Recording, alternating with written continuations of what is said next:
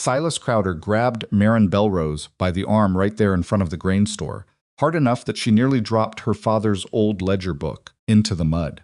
He didn't lower his voice. He wanted people to hear. "I'm going to be straight with you, girl," he said, loud enough that two women crossing the road slowed their steps without stopping. "That land your daddy left you isn't worth the tax paper they print on. You've got till November. After that, the bank gets it.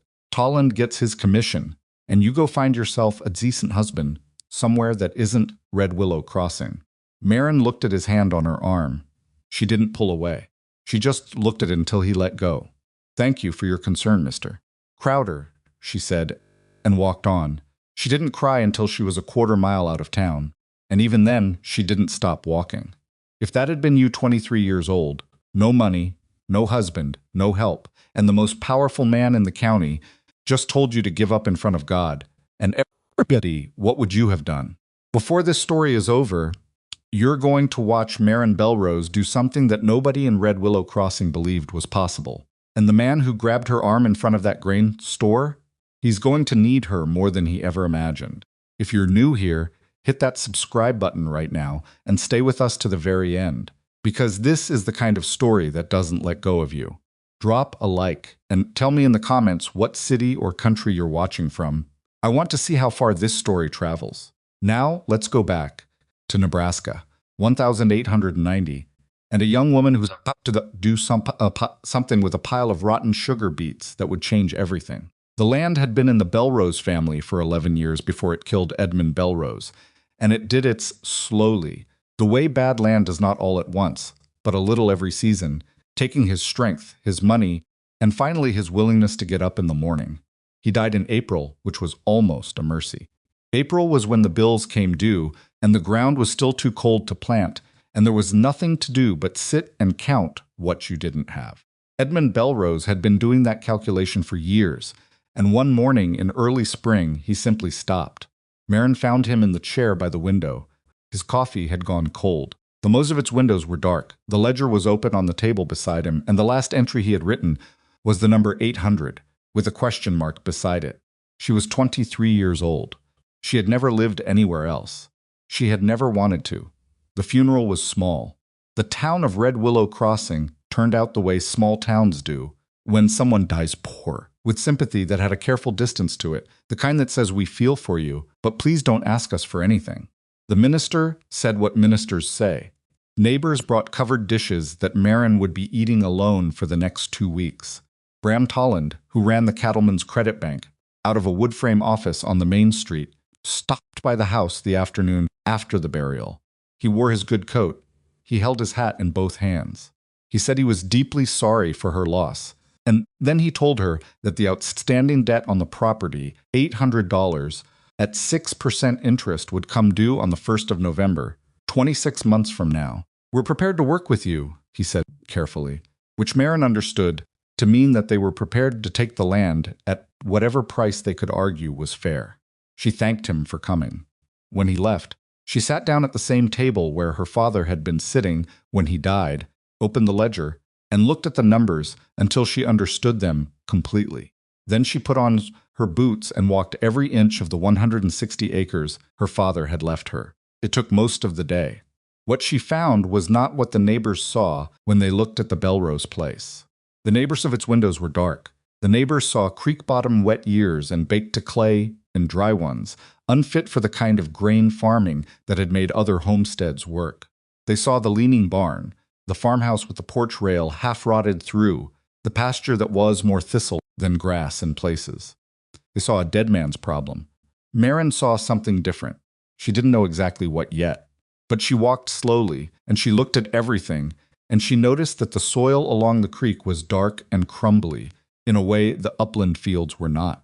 She noticed that one meadow in the south corner of the property stayed green. A full 3 weeks after the surrounding pastures had gone brown and stiff in the late summer heat. She sat down in the middle of that meadow and pressed her hand flat against the ground and felt the moisture still there, held by something underground she couldn't see. She was not a scientist. She had gone to school in a one-room building until she was 16. But she was her father's daughter, and her father had been a careful observer even when observation hadn't saved him. and she had learned to look at things and ask why. She walked home in the long evening light with mud on her boots and no answers, only questions, which, she was beginning to understand, was more than her father had ever had. Most of its dark, Ornkestrel's farm bordered hers on the west, separated by a fence line that had needed repair for the better part of a decade and that neither neighbor had ever bothered to argue about. He was somewhere past 70, a lean, weathered man who had been on the prairie since before Nebraska was a state. He had outlasted 2 wives, 1 drought that lasted 4 years, a grasshopper plague that stripped his fields to bare dirt, and a son who had gone east to be a lawyer and never come back. Maren had known him her whole life, the way you know your closest neighbor well enough to wave, not well enough to call on without a reason. She found a reason the week after her father's funeral. She needed to know about the South Meadow. She knocked on his door on a Tuesday morning, and he answered it, looking unsurprised, as if he had been expecting someone to come around eventually, though perhaps not her specifically. "The Belrose girl," he said not unkindly. "Come in." His kitchen was cluttered in the way that widowed men's kitchens get. Not dirty exactly, but layered tools on the table, seed catalogs on the chair, a coffee pot that looked like it hadn't been emptied in several days. He poured her a cup without asking whether she wanted one, which she appreciated, and they sat across from each other at the table. "You're going to tell me what I should do with the place," she said. It wasn't a question. He looked at her for a moment. "No," he said. "I don't know what you should do. I know what your father did, which was try to make that ground into something it wasn't built to be. But that's different from knowing what it is built for. That meadow in the south corner," she said. He nodded slowly, like he knew exactly which meadow she meant. "Stays wet," he said. "There's a seep under there, groundwater, coming up close to the surface. Your father used to curse it because it made the ground too soft for grain equipment. Lost a wheel off the planter in there one spring and had to dig it out by hand." He paused. "But notice how it looks in August. Green," Maren said. "Green," he confirmed, "when everything else is brown and waiting for rain." She looked at him. "That's a grazing meadow." "Could be." She thought about that. "The creek ground." "Rich?" he said. "Too low to grain farm reliably, like he always said. But that's not the only thing land can do." There was a silence. Outside, a meadowlark was saying something optimistic about the morning. "What would you do?" she asked him. He picked up his coffee cup, looked at the bottom of it like he was considering the question seriously. "I wouldn't tell you what to do," he said, "because you'll either figure it out or you won't, and me telling you won't change which one happens. But I'll say this." He set the cup down. "Stop trying to fight what the land already is. It knows some things you don't." It was not advice she could write in a ledger. It was not the kind of thing Bram Toland would have said, or Silas Crowder, or any of the practical men who understood profit and loss. But she thought about it walking home, and she thought about it that night before she slept, and she thought, maybe the question isn't how do I fix this land? Maybe the question is what is this land already trying to do? The conversation that changed everything happened 3 weeks later, also in Orrin's kitchen. She had been coming by every week or so, partly because he knew more about the prairie than anyone else within 20 miles, and partly because he didn't treat her the way most people in town did, as a problem waiting to resolve itself. They would drink coffee and talk about soil and weather and livestock, and he would ask careful questions, and she would think out loud in a way she couldn't do anywhere else. She had been moving toward cattle. She couldn't quite say how she'd gotten there, only that the South Meadow kept pulling her back, and cattle were what meadows were for. Problem was that cattle cost money she didn't have, and winter feed cost money she didn't have, and the banknote was sitting at the back of her mind like a stone in a boot she couldn't remove. "Feed is the whole thing," she said one morning. "I can scrape together enough to buy a few head if I'm careful, but I can't get through a Nebraska winter on summer grass." Orrin was quiet for a moment. Then he said, almost casually, like it was something everyone knew, "You ever been out to the Prairie Crown Works? The sugar beet operation 30 miles east." She shook her head. "They process beets from August through October," he said. "The whole operation, pull them, wash them, run them through. You know what they do with the culls? The ones that are too small or damaged for the factory? Throw them away? Pile them up," he said. "Mountain-sized piles out behind the processing building. They do it every year. Haul some off eventually, some just rot. Every autumn, They've got more than they know what to do with, and they're glad to be rid of them. Marin looked at him. Those beets, she said slowly. Cattle will eat them? Eat them and do well on them, he said. High in sugar.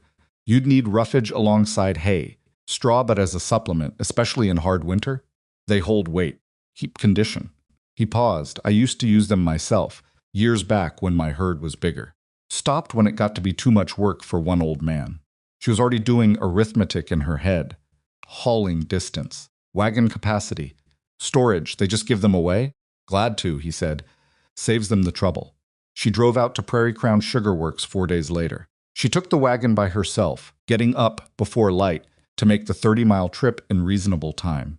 The foreman, a tired-looking man named Gentry, listened to her explain what she wanted.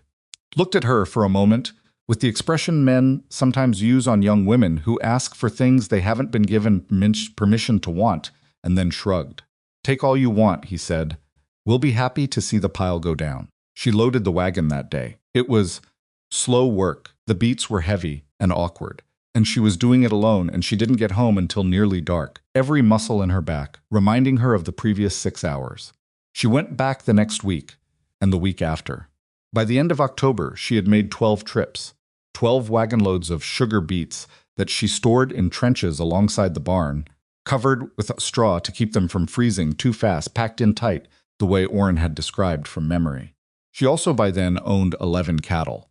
She had bought them at dispersal sales and failed farm auctions, places where men were selling out because they had no choice and the prices reflected that desperation. She bought carefully animals that were thin but sound, young stock with good bones, 2 cows that Orrin helped her evaluate before she committed. She had spent nearly everything she had and was operating on a margin that left her no room for any kind of mistake. Red Willow Crossing had opinions about all of this. They always did. The first whispers started in Atsalage when she came down with the second wagon load of beets. By the third and fourth trip, people had stopped pretending not to notice. By the 6th trip, Silas Crowder had apparently made some remark at the grain store that people were still repeating 2 weeks later. The remark was that the Belrose girl had finally lost her mind. The charitable version was that she was young and had no experience, and you couldn't blame her for not knowing what she was doing.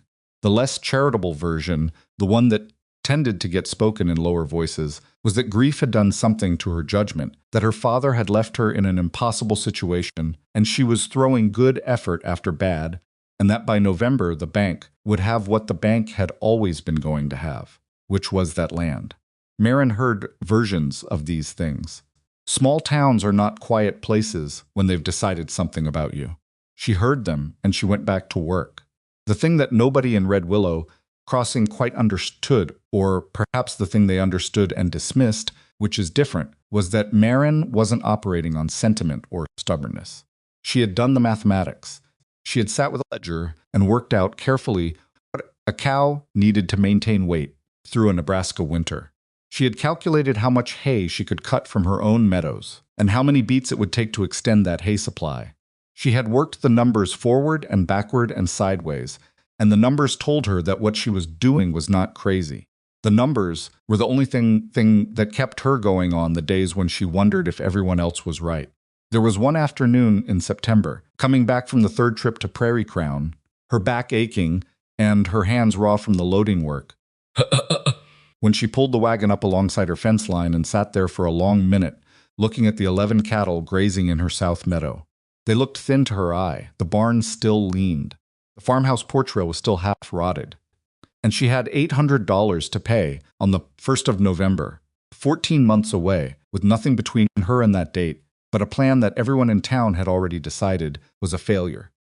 She said out loud, to nobody in particular, I need this to work. Then she slapped the reins and drove into the barn. She wasn't the kind of person who gave long speeches to herself. She wasn't the kind of person who had a lot of inspiring thoughts. She was tired, and she was scared, and she was doing what the numbers told her to do, and she hoped the numbers were right, and that was the whole of it. By the time October ended, and the first real cold came down from the north, she had 11 cattle, 12 wagon loads of stored beets, and hay enough for a normal winter. She had also attracted the attention of Cyrus Pell. Cyrus Pell was a cattle buyer who traveled a regular circuit through the Nebraska counties, assessing livestock for a commission house out of Omaha. He was not the most talkative man Marin had ever encountered. He came through Red Willow Crossing twice a year, stopped at the farms he considered worth stopping at, and left without wasting much of anyone's time. He had not previously considered the Belrose place worth stopping at. In October, he pulled up to her gate and looked at the cattle in her meadow for a long time without getting down from his buggy. "Those are dispersal animals," he said finally. It wasn't a question. "Most of them," she said. He studied them. "They look better than dispersal animals. The ground helps, and I'm feeding them well." He looked at her then, with the same careful assessment he'd been using on the cattle. "What are you feeding them?" she told him. He listened without expression, which was how Cyrus listens to everything. "Sugar beet culls," he repeated. "With hay." He was quiet for a moment. "That's not common practice." "No," she agreed. He looked at the cattle again. "Those 2 cows there they bred, both spring calves." He didn't say anything for a while. Then he touched his hat brim and drove on. She didn't think much of it at the time. She had too many other things to think about. The winter, when it came, was going to tell her whether the numbers were right or the neighbors were right. She was 23 years old, alone on 160 acres of land. Everyone called worthless. With 11 cattle she had no business owning and $800 she still owed. And in the trenches beside her leaning barn, packed in tight under the straw, were 12 wagon loads of beets that every sensible person in Red Willow Crossing had already written off as proof that she had lost her mind. She pulled on her work gloves and went to feed the cattle. The cold was coming, and Marin Belrose, for the first time in her life, thought she might be ready for it. The first real test came in December, and it came hard. Not the kind of hard that announces itself. Nebraska winters didn't always do that. Sometimes they just arrived in the night while you were sleeping, and you woke up to a world that had changed the rules without asking your permission.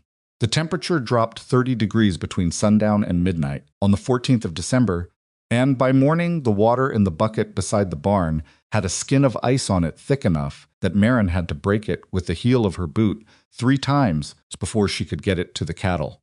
She stood in the cold that morning and counted her animals by eye, the way she did every morning now, watching for anything wrong, a cow standing apart from the others, a head held too low, a hitch in somebody's walk. 11 head, all accounted for, all looking back at her with the particular calm expression that cattle use was when they are, against all odds, doing fine. She let out a breath she hadn't realized she'd been holding. The hay supply was the first thing she checked every week, sometimes twice a week, measuring by eye and by the notes she kept in the ledger. She had cut more than her father had ever bothered, cutting, working the South Meadow hard through August and into September, hiring a boy from town for 2 weeks when she couldn't do it alone fast enough. The barn loft was packed to the rafters, and beside the barn, under their straw covering, the beets were waiting.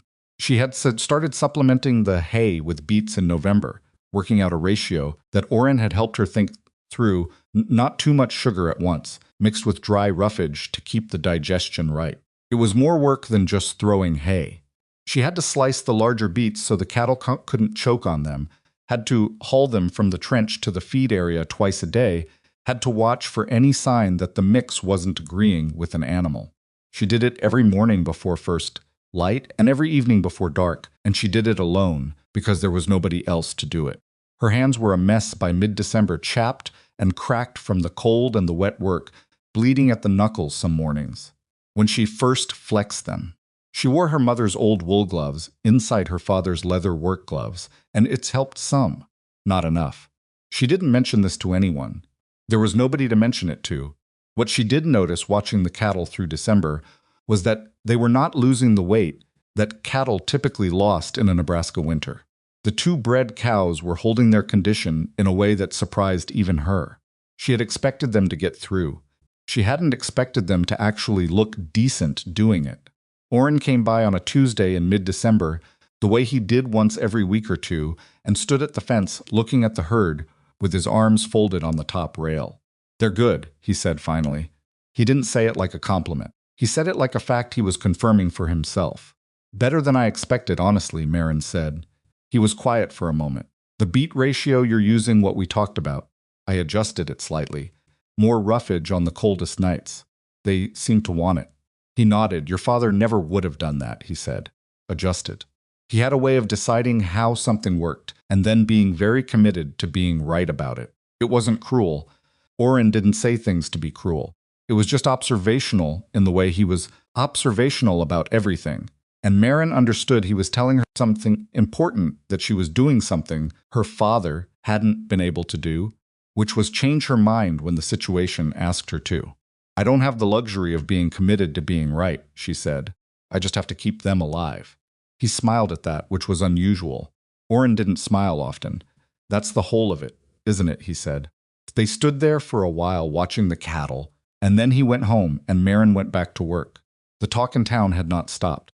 She knew this the way you know things in a small town through fragments, through the way conversations sometimes shifted when she came into a store, through things that were said to her face with a kind of aggressive helpfulness that was harder to take than open hostility would have been. Clara Eames at the dry goods store asked her in early December, with genuine concern in her voice, whether she had given any thought to what she would do if things didn't work out, whether she had family she could go to, whether she had considered that if the Hendersons or Kaskowski were looking for a hired girl, a good family, she could do worse. Marin bought her coffee and her flour and her lamp oil and said she appreciated the thought. At the grain store, she overheard she was not meant to overhear, but the wall between the main floor and the back office was thin. She overheard Silas Crowder telling someone that Bram Tolland had already had preliminary conversations with a buyer for the Belrose land, that the buyer was waiting for the November deadline, that there was no point in anyone in town encouraging the girl, because the situation was already resolved. It was just a matter of calendar. She stood very still for a moment, listening to the particular silence of a room where someone realizes the wrong person heard something. Then she picked up her grain order and walked out. She did not go back to the grain store for 3 weeks.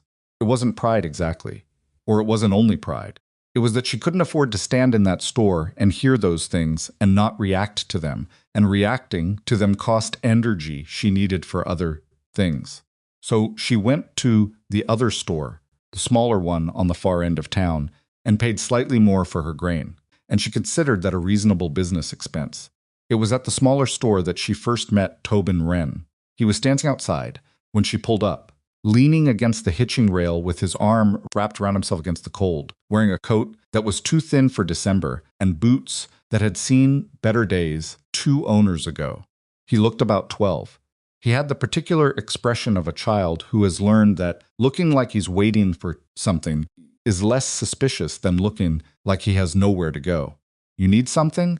She asked, because she'd learned early that asking directly was kinder than pretending not to see. He looked at her. I was going to ask you the same thing, he said. I mean, if you needed help with anything, loading or carrying or whatever. He was trying very hard to sound casual about it. You looking for work? She said. Not exactly. He paused. I mean, yes, but not just for pay. I'm good with animals. Everybody says so. Even my uncle says so, and he doesn't say good things about much. Who's your uncle? A slight hesitation. Fletcher Wren. He's got the smithy on Crane Street. She knew Fletcher Wren by reputation, which was not an impressive reputation. He was a competent enough blacksmith, but he drank too much in the evenings and had a mean streak that came out when he did. And the fact that this boy, clearly his nephew, clearly living with him, was standing outside a grain store in a thin coat on a December afternoon looking for someone who needed help said something that Marin didn't need spelled out. You know cattle? She asked. I've been around them some. My father had a small place before he stopped. Before, I helped with the animals. I know what a sick cow looks like. I know how to move them without spooking them. I'm not scared of them. She looked at him for a long moment. He met her eyes, which she noticed. A lot of adults wouldn't. I can't pay much, she said, especially not right now. Some days maybe nothing at all. You understand that. I understand that, he said. And I'm doing things that people around here think are ridiculous. You'll hear that. People will say things about the work. People already say things about everything, he said, with a 12-year-old's flat certainty. Doesn't change what's true, she almost smiled. What's your name? Tobin. Come by Saturday morning, Tobin, 6 o'clock. We'll see how you do. He was there at 5:45, standing at her gate in the dark, that same thin coat, but he'd found a scarf from somewhere and wrapped it twice around his neck. He didn't complain about the cold. He watched everything she did carefully, asked 2 questions the whole morning, good questions, specific questions about why she sliced the larger beets rather than quartering them. And by the time the morning feeding was done, she'd already decided she was going to find him a better coat somehow. He came back the following Saturday without being asked. Then the one after that. By January, he was coming 3 mornings a week, and Marin had quietly spoken to a woman in town who did alterations and come away with a coat that had belonged to someone's grown son who'd gone to Omaha and left half his things behind. She gave it to Tobin without ceremony. He looked at it for a second. "You didn't have to do that." "I know," she said. "Go check the water in the east trough. It'll be frozen." He put the coat on and went to check the trough. January was when the first cattle died in Red Willow Crossing. Not on her place. On Silas Crowder's place, which ran 300 head on good upland pasture north of town and had, by any conventional measure, been one of the strongest operations in the area. 3 cows in 1 week in mid-January, found stiff in the morning after 2 nights, where the temperature dropped below 0 and stayed there. Not unusual to lose animals in a hard winter. But the way Silas looked when she saw him in town the following week was unusual tight around the eyes, moving fast, not stopping to talk to people the way he normally did. She heard later that he'd lost 2 more by the end of the month. She didn't say anything about it. Not to Orrin, not to Tobin, not to anybody. It wasn't satisfaction she felt, exactly. It was something more complicated, the recognition that a hard winter was a hard winter for everyone, and that what she had been doing wasn't about proving a point, it was about surviving. And surviving looked different from what the outside thought it looked like. Her own cattle were doing something she had barely let herself hope for. The 2 bred cows she had named them, which Orrin considered foolish and she considered practical, because named animals got looked at more carefully, were heavy with calf and holding condition in a January that was turning mean. The younger stock were lean but sound. She had found, adjusting the feed mix through December, a combination that seemed to be working in a way she hadn't quite predicted, more beet with less hay on the coldest days, which went against what she'd initially thought. But the cattle were telling her something, and she was trying to listen. Tobin noticed it before she said it out loud. "They eat more beet when it's cold," he said one morning, watching the animals at the feed. He said it neutrally, like he was just reporting a fact. "I've been thinking about that," she said. "Maybe the sugar does something. Keeps them warm from the inside." She didn't know if that was true scientifically, but she increased the beet ratio on the coldest nights, and she watched, and the cattle continued to do what she needed them to do, which was stay alive and keep their weight.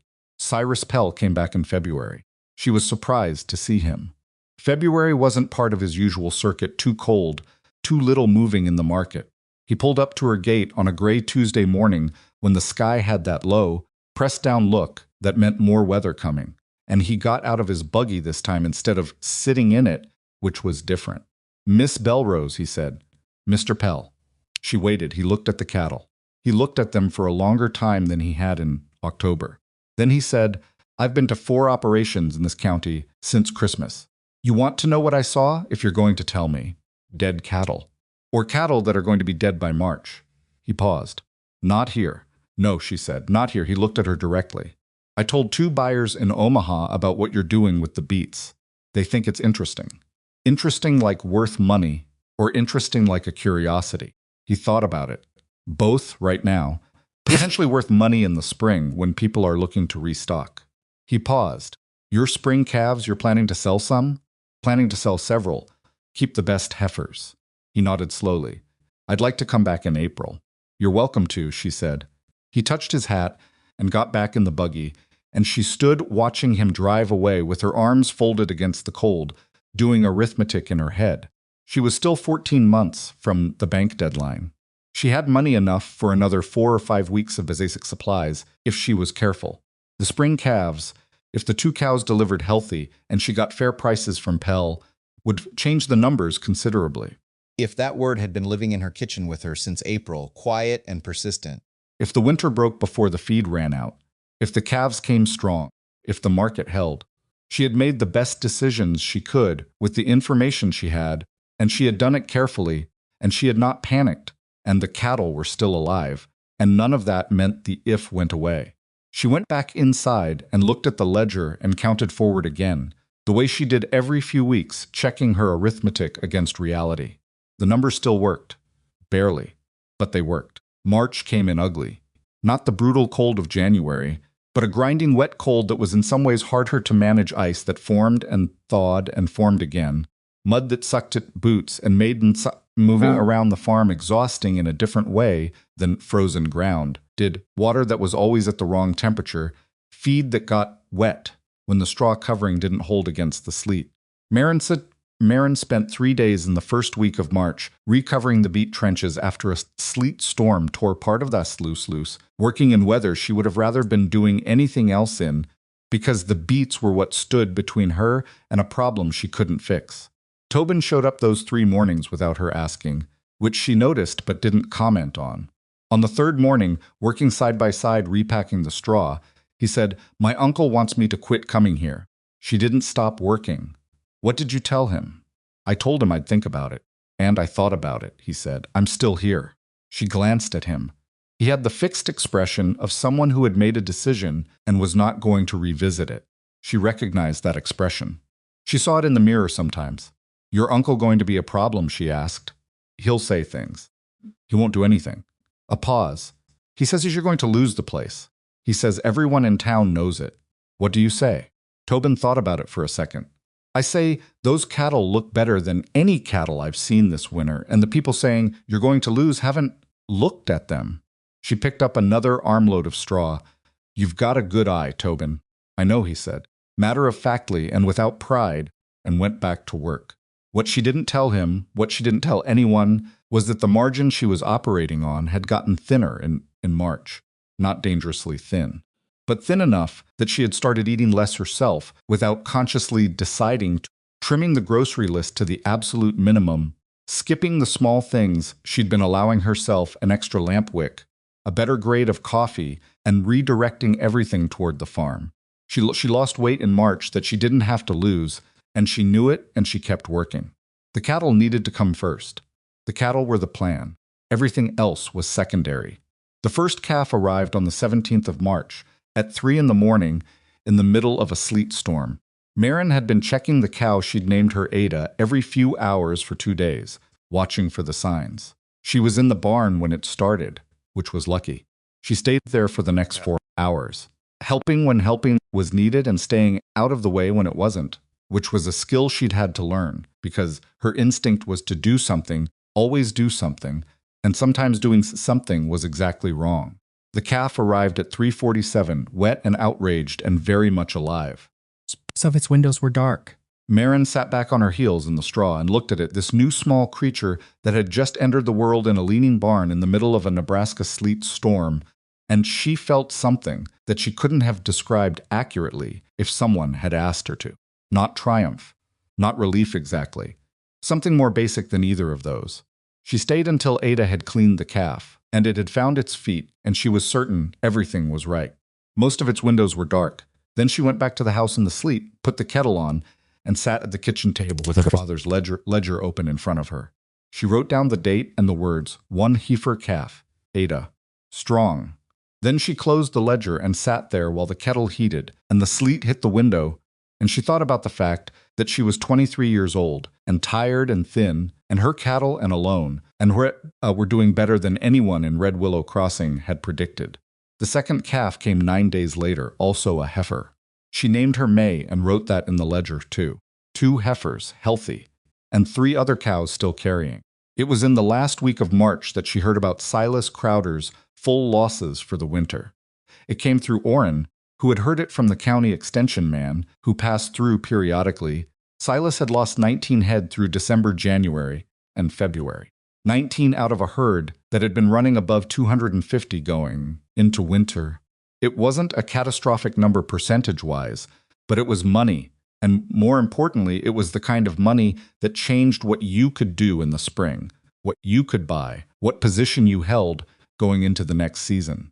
Silas had also apparently burned through his hay supply 3 weeks early and had been buying at market prices from a supplier in Lincoln, which ate into the margin further. He knows about the beets. Oren said on one of his Tuesday visits. He said it carefully, watching her. How does he know? I may have mentioned it to the extension man, who may have mentioned it to Silas when Silas was asking about feed alternatives. He paused. I didn't think you'd object. She considered that. I don't object, she said. He's not going to run out and do it this season anyway. He'd need to build up the storage, figure out the ratio, get an arrangement with the beet works. He'd need someone who knows how, Oren said. She looked at him. I'm just observing, he said. You're never just observing, she said. He smiled again. That was twice in a winter that he'd smiled, which was probably a record. April opened like a door somebody had finally remembered to unlock. The temperature rose, not all at once but steadily, and the mud that had defined March began to firm under the sun, and the South Meadow started doing what it did every spring, turning green before everything else, pushing up new grass along the seep line while the upland pastures were still dormant and gray. 3 more calves arrived in the first 2 weeks of April, 2 heifers and a bull calf that she'd sell in the fall, all strong, all healthy. She checked them each morning with a closeness that probably looked obsessive to anyone watching, which Tobin was, and which he understood without being told. 5 calves, he said one morning in mid-April, leaning on the fence beside her. That's 5 more cattle than you had in October. 4 more than I started winter with, she corrected. I sold 2 before January, still, he said. Still, she agreed. She had sold 2 animals in December carefully selected, both to Cyrus Pell, at prices she'd negotiated properly this time, not the desperate prices of a woman who needed to sell, but the measured prices of a woman who had something buyers wanted. Those 2 sales had given her enough margin to stop eating less, which she had done immediately and gratefully. Cyrus Pell came back in mid-April, as he'd said he would. He spent 40 minutes looking at the herd before he talked numbers, which was longer than he'd ever spent on anything, in her observation. Then he made an offer on 4 of the yearlings that was better than she'd expected by about 15%, she countered. He accepted her counter without much argument, which told her she'd probably left something on the table, but she'd left less than she would have a year ago. You're going people have come look at how you're doing this, he said when they'd shaken on it. I've been talking to buyers. People want to know about the feed method. They're welcome to ask, she said. Might be worth more than the cattle. Eventually, he said, the knowledge. She thought about that after he left. The knowledge. 12 wagon loads of garbage that everyone in town had laughed at. The careful arithmetic she'd done alone at the kitchen table at night. The adjustments she'd made by watching the animals and listening to what they were telling her, the cold mornings and the cracked hands and the months of doing the thing everyone said was pointless. That was the knowledge. And it had kept every one of her animals alive through a winter that had killed 19 of Silas Crowder's cattle, and God only knew how many across the rest of the county. Most of its windows were dark. She went to the bank the following week and made a payment on the note that was larger than any payment her father had ever made. Graham Tolan took the money across the counter and wrote it in his ledger and said, without meeting her eyes, that she was making good progress. Yes, she said, I am. She bought a new lamp wick on the way home. Small things mattered. May arrived, and the South Meadow was lush with new grass, the best it had looked since she'd been watching it. The cattle moved through it in the long evenings, quiet and unhurried, and the 5 calves ran the way young cattle do when the weather is good and the world is new to them, which is with a kind of energy that has no real direction but needs to go somewhere. She stood at the fence one evening in early May and counted them. 11 original head minus the 2 she'd sold in December, plus 5 calves. 14 cattle, plus the 3 she'd sold to Pell in April. She kept running the arithmetic, because the arithmetic was the thing that was real. More real than what anyone in town thought. More real than the doubt that still came at her some evenings when she was tired, and the problems of the farm felt large, and her own resources felt small. 14 cattle. On land everyone called worthless. After a winter, everyone said would finish her. She thought about her father, sitting in the chair with the cold coffee and the question mark in the ledger. She thought, I'm not done answering that question yet. Behind her, she heard boots in the yard, and she knew from the uneven rhythm of the step that it was Tobin, who had a way of walking and that was slightly lopsided from an old injury he hadn't explained and she hadn't asked about. Feed's set, he said. Check the water. East trough's clear. Good, she said. He came and leaned on the fence beside her in the way he'd started doing, easy and unselfconscious, the way someone does when they've decided somewhere is theirs too. "You know what I heard in town today," he said. She waited. Fletcher was talking to somebody at the smithy. Said Bram Toland, had a man come in asking about the Belrose land. Not about the debt, about the value. Like somebody was doing an assessment. She felt something go careful and still in her chest. "When?" she said. "Last week, I think." Fletcher didn't know who the man was. Said he had an Omaha look to him. Omaha, cattle agent, perhaps. Or a lawyer. Or someone working for a buyer who had been waiting, as Silas had implied months ago, for the November deadline. She turned it over in her mind, standing there in the May evening with the cattle moving through the South Meadow. The debt was shrinking. She had made the payment. She had the money coming from Pell's purchases. But shrinking wasn't gone, and November was still November. Someone in Omaha was paying attention to her farm. She didn't know yet what that meant. But she understood, standing at that fence, with the cattle grazing and the calves running their pointless, joyful circles, that what she had built through the winter was visible now. What she had built was worth something to someone she hadn't met yet. And that meant the next year was not going to be simpler than the last one. She had survived the winter. She had proven the numbers. She had 5 calves that hadn't existed in October. She had knowledge that Cyrus Pell thought was worth more than cattle eventually. And somewhere in Omaha, someone was asking about her land. She pulled on her work gloves. "Come on," she said to Tobin. "There's still work before dark." He pushed off the fence without complaining, the way he never complained, and followed her back toward the barn. The May light fell long and golden across the South Meadow, and the cattle grazed in it, and the calves ran, and Marin walked through it all with her eyes forward, and her hands in worn leather gloves, and the particular expression of a woman who understands that winning a battle is not the same thing as winning a war, and who intends to win both. The man from Omaha arrived on a Tuesday in late May, which Marin would later think was deliberate. Tuesdays were slow in Red Willow Crossing. Fewer people on the main street, less chance of someone making noise about a stranger asking questions, before the stranger had finished asking them. She didn't meet him that Tuesday. She heard about him Wednesday morning from Tobin, who had heard it from the boy who swept out the hotel, who had heard the man talking to the hotel keeper about land values in the county and whether the creek bottom farms had recovered from the previous decade's flooding years. The man's name was Dorian Vane. He was staying at the only hotel in Red Willow Crossing, which had 6 rooms and a dining room that served 1 meal at noon and 1 at 6, and he was apparently well-dressed in the way that people from Omaha sometimes were not showy, but clearly assembled by someone who understood the difference between clothes that fit and clothes that were merely present on a person. "He asked about your place specifically," Tobin said. He said it carefully, watching her face. "How specifically?"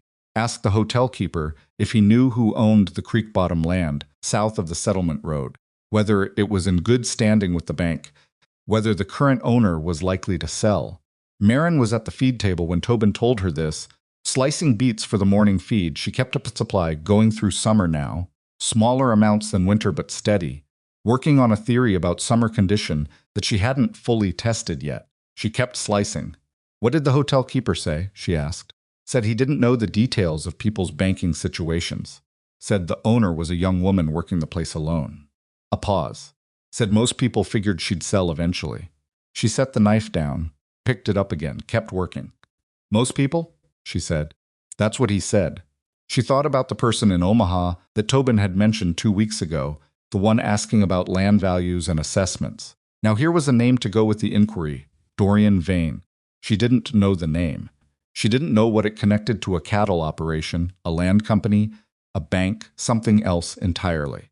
What she knew was that someone had taken the trouble to come 30 miles out of Omaha to ask questions about her farm, which was not the behavior of someone with casual interest. "Did you get a look at him?" she asked. "Saw him outside the hotel last evening," Tobin said. "Tall, maybe 40-45. Talked to Bram Toland on the street for about 10 minutes. That last part landed with a different weight. Bram Toland, who held her mortgage, who had been present at the beginning of all of this with his careful voice and his good coat and his preliminary conversations with buyers that Silas had mentioned months ago. Bram Toland, talking to a man from Omaha who was asking about her land. "All right," she said, "all right." Tobin looked at her. I heard you, she said. Let's the morning feed. He let it go, which was one of the things she valued about him. He understood that sometimes processing a thing didn't look like talking about it. She met Dorian and herself 3 days later, which she had not planned, and which happened because she went to the land office to look at the recorded deed on her property, something she should have done months ago but hadn't, because there was always something more pressing. The land office was a single room in the back of the county building, tended by a clerk named Hoskins who smelled of pipe tobacco and had a way of speaking that made everything sound slightly apologizant, as if information itself was something he was reluctant to release. Dorian Vane was already there when she arrived. He was standing at the counter, and Hoskins was showing him something in a large leather-bound book. And neither of them heard her come in because the door had a broken latch that didn't announce visitors. She stood for a moment and saw what Hoskins was showing him: the map page, the property boundaries, the deed records for the creek bottom parcels along the settlement road. Her parcels. Hoskins saw her first and had the decency to look uncomfortable. Vane turned around with the particular ease of a man who is rarely surprised and has decided that being caught looking at something is less damning than acting like he was caught. Miss Belrose, Hoskins said, with the apologetic register fully activated. Vane looked at her with calm, assessing eyes. He was exactly as Tobin had described: tall, well-assembled, probably 43 or 44, the kind of face that had been handsome once and had settled into something more useful than handsome as he got older. He smiled in a way that was practiced without being false, which she found more unsettling than either practice or falseness alone would have been. You'd be the owner of the Belrose operation, he said. Not a question, he already knew. I would, she said. And you're Dorian Vane from Omaha. If it surprised him that she knew his name, he didn't let it show. Word travels in a small town. It does, she agreed. There was a beat of silence in which both of them were deciding something.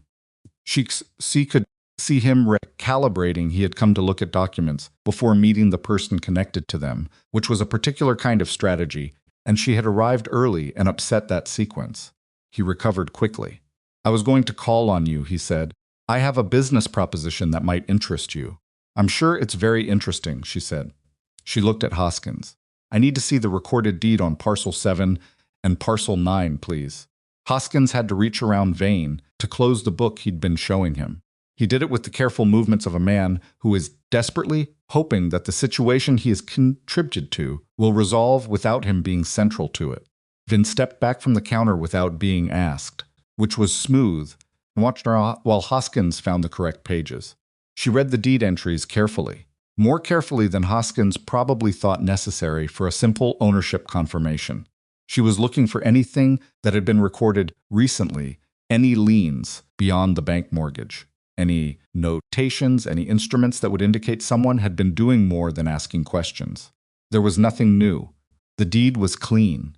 The mortgage was the only encumbrance, recorded in Tolan's name for the bank, and the due date was the 1st of November, as she'd always understood it to be. She memorized the recording numbers, thanked Hoskins, turned back to Vane. I'll hear your proposition, she said. You can come by the farm tomorrow morning. 9 o'clock. I appreciate that, he said. She walked out. She walked the 3 blocks back to where she'd tied the horse, untied it, and sat on the wagon seat for a moment before she picked up the reins. Her hands were steady.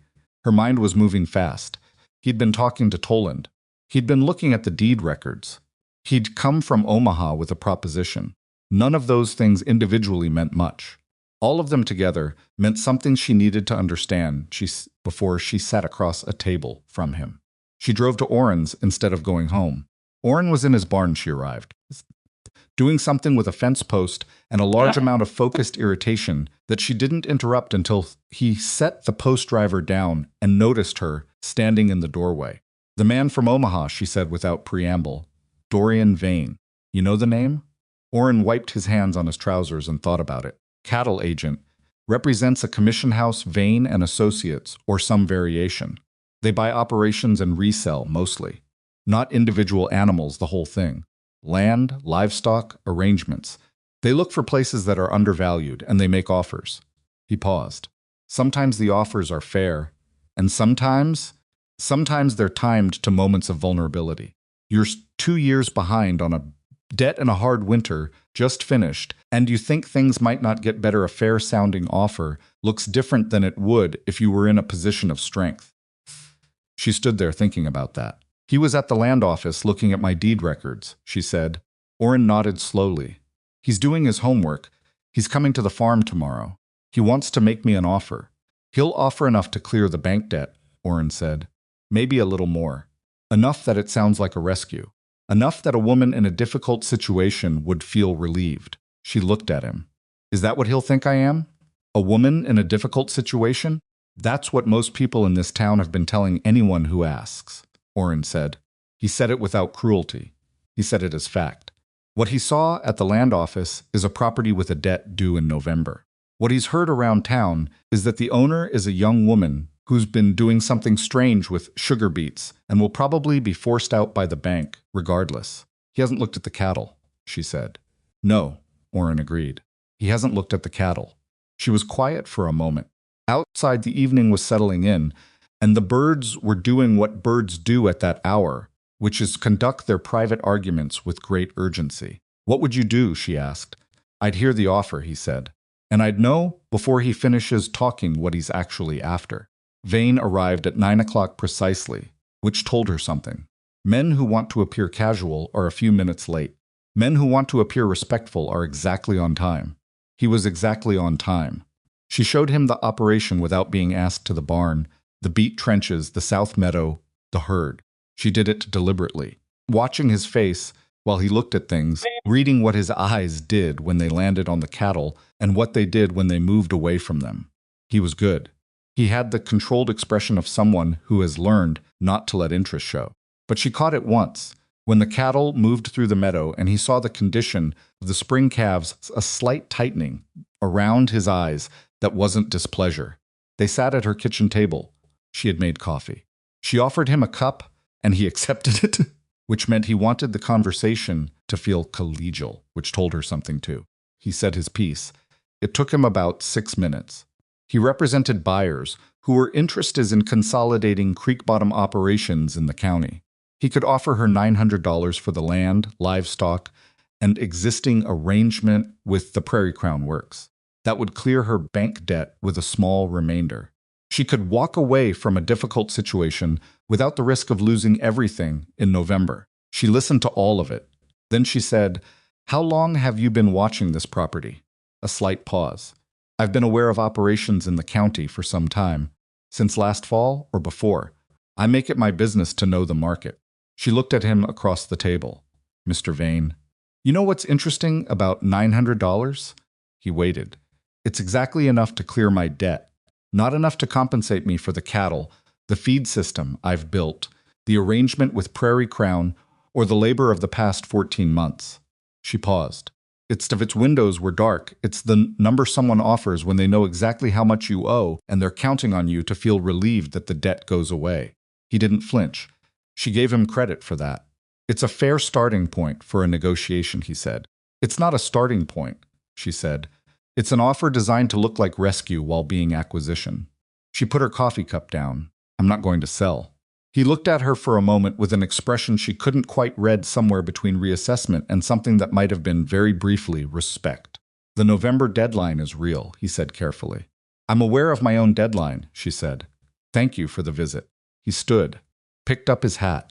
He held it for a moment like he was going to say something else, and then he put it on and she walked him to the door. He left. She watched the buggy until it was small and then gone on the settlement road. Then she went back inside and sat at the table and looked at her ledger. The numbers were what they were. She had made progress, real, documented progress. The spring sales to Pels had helped considerably.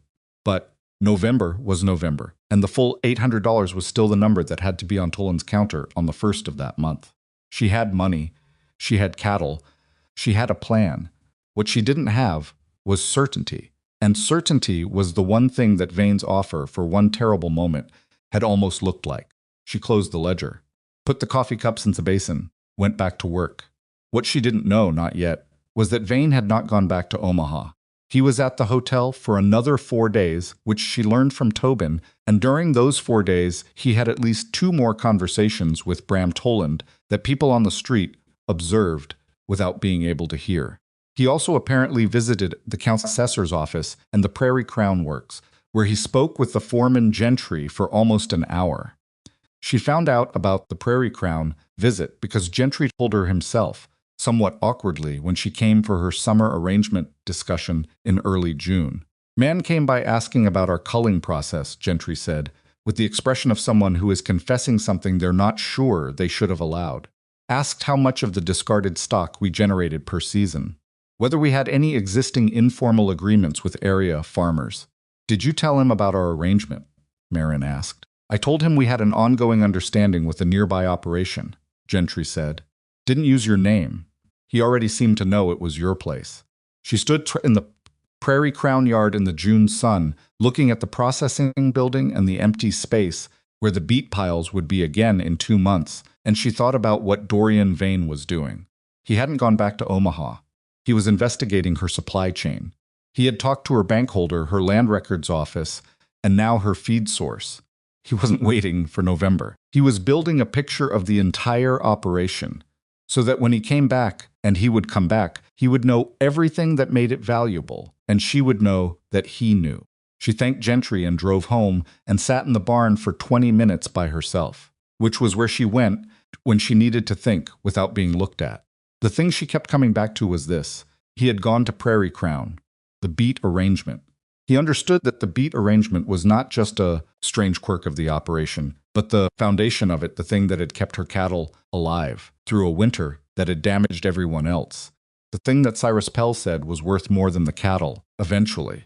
Vane had understood that before she'd even had to explain it to him, which meant he was smarter than the offer of $900 had made him look, and that the $900 offer had been a test of something, of how much she understood about her own position maybe, or of how desperate she actually was.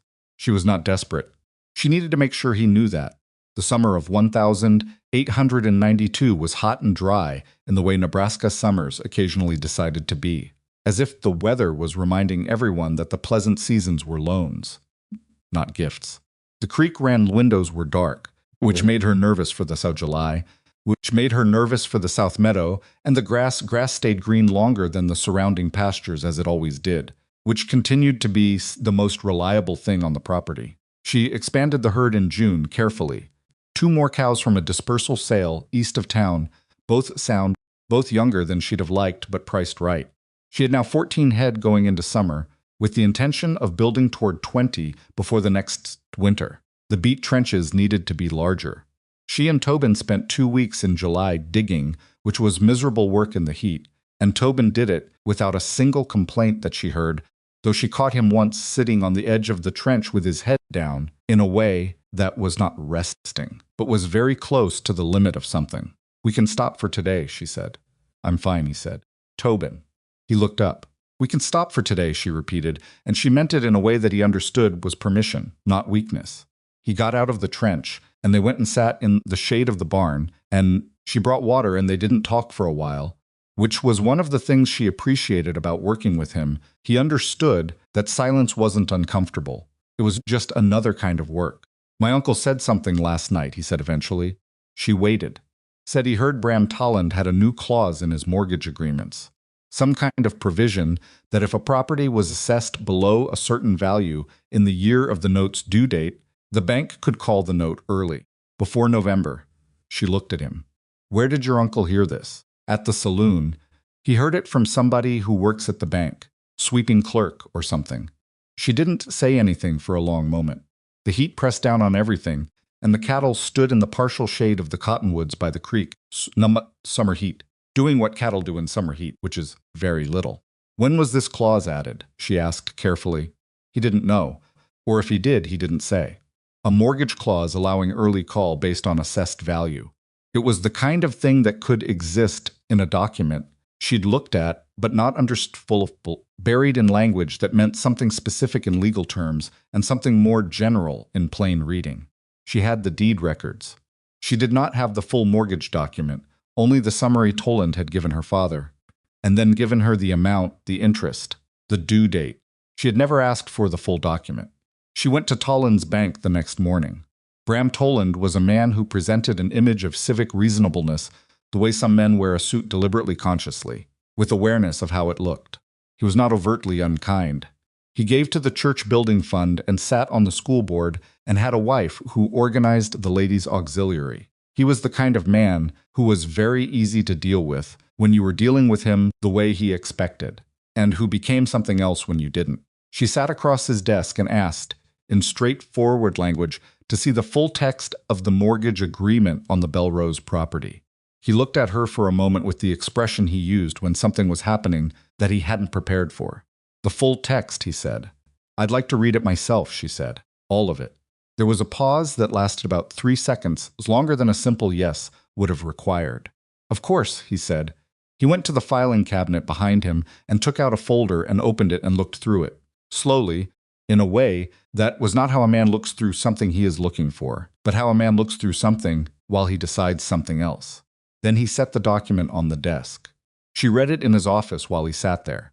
She read every word, which took 20 minutes, and he said nothing, and she did not hurry. The clause Tobin had described was real. It was in Section 7, Paragraph 3, couched in language about property valuation and market conditions. The bank retained the right to commission an independent assessment of the property in the 6 months prior to the note's due date. And if that assessment placed the property value below a figure sufficient to secure the debt, the bank could call the note in full immediately, without waiting for the November date. She read it twice. Then she set the document on the desk and looked at Bram Toland. Has an assessment been commissioned? She asked. He met her eyes. He was a man who could meet eyes when he had prepared himself to. Not yet, he said, but it could be. It's within the bank's rights under the agreement. She nodded. She did not look away from him. Mr. Toland, if Dorian Vane or anyone associated with him were to suggest to you that commissioning an early assessment would be in the bank's interest, I'd like you to consider something before you act on that suggestion. He was quiet.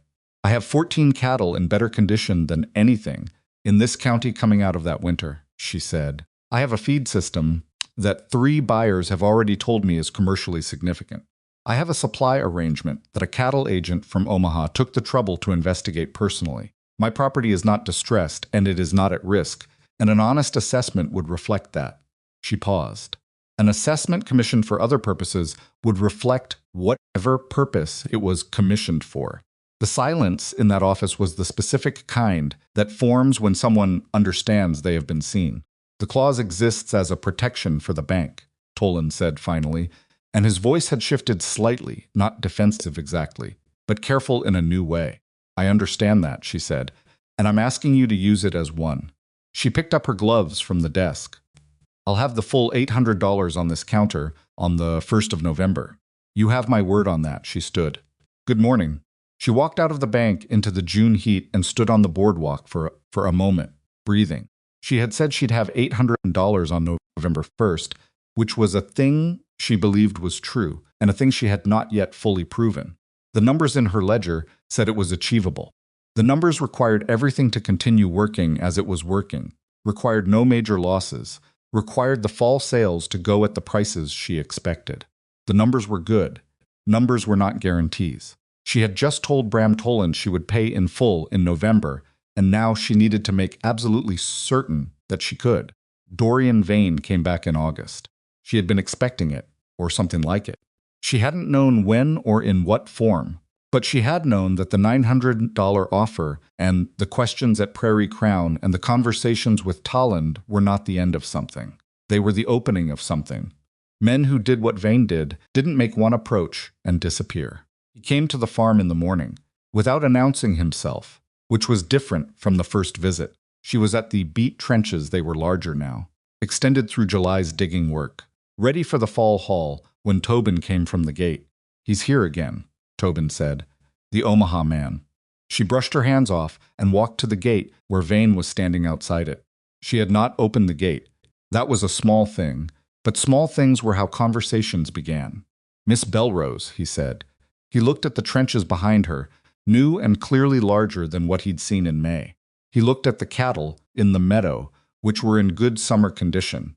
He looked at all of it with the eyes of someone adding numbers. Mr. Vane, she said. I have a better offer, he said. She waited. $1,200 for the land and livestock, Plus, I've assumed the bank debt, which means you clear it with nothing out of pocket. He paused. You could have your November obligations finished tomorrow. 1,200 was different from 900. She ran the arithmetic in her head in the time it took her to keep her face still. The bank debt cleared, a remainder of $400, and the farm gone.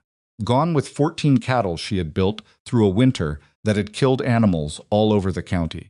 Gone with the beet arrangement and the south meadow and the 2 new trench lines she'd just spent 2 weeks digging. No, she said. He looked at her steadily. The clause in your mortgage. I've read my mortgage, she said, all of it. A pause. He had not expected that. She could see him adjusting. You're a competent woman, he said finally, and it was the first thing he'd said that sounded entirely genuine. The operation is better than I understood before I came out here the first time. I'll admit that. I know you talked to Tollins, she said. And I know you talked to Gentry at Prairie Crown. I know you've been building a picture of this place for the better part of 3 months. And I want to be clear about something, so there's no confusion about where we are. He waited. This land is not for sale, she said. Not at 1,200. Not at any number that I think you're going to offer, because the number that would be appropriate would be one you're not willing to pay, since the whole point of what you've been doing is to acquire this, before it's worth what it's going to be worth. She opened the gate. If you want to walk through and look what I've built, you're welcome to, because I'm not embarrassed by any of it. But you're going to leave here the same way you arrived, with the property belonging to me. He stood there for a moment. Then he walked through the gate and she walked beside him. And she showed him the extended trenches and the full herd and the summer meadow, the way she'd done in May, except this time she answered his questions directly when he asked them, and she asked a few of her own. He was, she discovered, talking. A man who had been in the cattle business for 20 years and who knew a great deal about it. She found herself, despite everything, genuinely interested in 2 things he said, about market pricing and about regional patterns in herd sales. She did not tell him she found it interesting. When he left an hour later, he stopped at the gate. I'm going to be honest with you, he said. I'll be back in October. I'll be here, she said. She watched him drive away, and then she stood there for a while, thinking about what he'd said. Not the offer, the admission that he'd be back. Men who came back in October, when the bank deadline was a month away and a hard winter was approaching, were not men who had given up. They were men who had adjusted their timeline. He was waiting for something to go wrong. She walked back to the trenches and kept digging. September arrived, and with it, the start of the beet haul, and something had changed at Prairie Crown this year. Gentry met her at the processing yard with a different expression than he'd worn in previous years, not unfriendly, but hedged in a way she noticed immediately. Had another inquiry, he said, before she could get down from the wagon. Man from Omaha, different from the one in June. This one came with a letter from a solicitor. She climbed down from the wagon. What did the letter say? Said there might be an existing claim on the informal arrangement you and I have been operating under. That the arrangement might be considered a business asset connected to the Belrose property and subject to certain prior considerations. He looked of its windows in the way a man looks when he's been handed language he doesn't fully understand and told it means something important. I don't know what that means exactly, Miss Belrose. She did, or she had a clear enough idea. If Vane or his associates had found a way to argue that the beet arrangement was a recorded business asset connected to the property, and if they could establish some kind of prior claim to it through the mortgage, perhaps as an asset securing the debt, they could potentially move to interrupt the arrangement before November. It was a complicated legal argument. She didn't know if it would hold, but the fact that someone was making it meant someone was no longer simply waiting for her to fail. Someone was trying to manufacture the failure. Gentry, she said, have we ever written down our arrangement? He shook his head. Always been a handshake. A handshake that's worked for 2 seasons. More than that, he said. 3 counting this one. She thought quickly. Would you be willing to put it in writing now? A simple document, the terms we've always operated on. Nothing different. Just written down. He looked at her for a moment with the expression of a man deciding something. Then he said, I'd need to ask the works manager. I'll wait, she said. She waited in the yard for 40 minutes while Gentry was inside. She stood beside the wagon in the September sun and watched the beet harvest operations and thought about what a solicitor's letter meant in practical terms and what Dorian Vane was willing to spend to acquire and operation he'd first valued at $900. The fact that he'd escalated to legal instruments meant he understood the operation was worth considerably more than $900, which meant she had been right about what she had, and he had known it from the beginning. Gentry came back. The works manager, a heavy-set man named Prouty, who she'd met once before, was with him. Prouty shook her hand. "We're going to continue the arrangement," he said, "written or not. You've taken our cold beets for 3 seasons and never given us a problem, and I'm not going to let a letter from some Omaha solicitor tell me I can't do business with a neighbor." He paused. "But written is probably smart." They wrote it out in Prouty's office on 2 sheets of paper, both signed, 1 copy for her and 1 for Prairie Crown's files. It was not a lawyer's document. It was 4 paragraphs in plain language describing an ongoing arrangement that both parties agreed to continue on an annual basis. She drove home with the first wagon load of the season and the folded document in her coat pocket, and she thought, he pushed, so she pushed back. And now the arrangement is on paper. By the end of September, she had made 8 hauls. By the 3rd week of October, 12, same as last year. The trenches were packed and covered, and the herd was in the best condition she'd seen it, and the cattle that Cyrus Pell had been telling buyers about were the subject of actual inquiries. Now 2 letters had arrived in September from operations east of the county asking about purchasing animals in the spring. She kept those letters. She put them in the ledger. October 3rd, she sat at the kitchen table and did the arithmetic one final time. She had enough. Barely, but enough if the October sale she'd arranged with Pell went through as discussed. If the remaining cash she'd accumulated through the summer was added to it, she would land within $20 of the full $800. Close enough that it made her stomach tight. Not close enough that she lost sleep over it. Almost. But almost was all she'd ever had. Tobin found her at the table late that evening, still with the ledger open. "You're going to pay it," he said. Not a question. He'd been watching her work these numbers for months. "I'm going to pay it," she confirmed. He nodded like that was exactly what he'd expected to hear. He put a cup of coffee beside her elbow. He'd started making quaff when she worked late, a habit that had appeared without discussion, and went to check the evening feed. She sat in the kitchen with the numbers in front of her, and the coffee going warm in the cup and the sound Tobin's boots on the barn floor coming through the evening air.